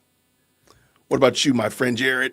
You can find me at Continue Freedom. I'm over on YouTube, Rumble, and X. I'm on the other platforms, but I never post over there. So Yeah, I'm not. And you can find me on every platform. I'm the older millennial. I routinely start a podcast and cancel it because I'm too fucking lazy to do shit in a row. But you can find me anywhere. I love yelling at people. I love having a good time. If you find me on the social media platform, hit me up. I got you, Joe. Now, these hats, by the way, we'll talk offline. I do need to ask about these hats. We All will right, get for into. everyone, you can go follow all of the guests and JWhit as the guest host down in the description. Please, please, please share this content, clip it up, share it to everyone, anywhere, on any platform, and, go get your 7K from, BB. And Go tell get your them 7K. we will be back Monday night with Gary. Yay! He's back from vacation. So we will Shout out to be Gary. airing a show Monday night. We'll see you all then. Thanks so much. You guys on the panel, don't go anywhere. The rest of the chat, thank you so much. We'll see you Monday. See.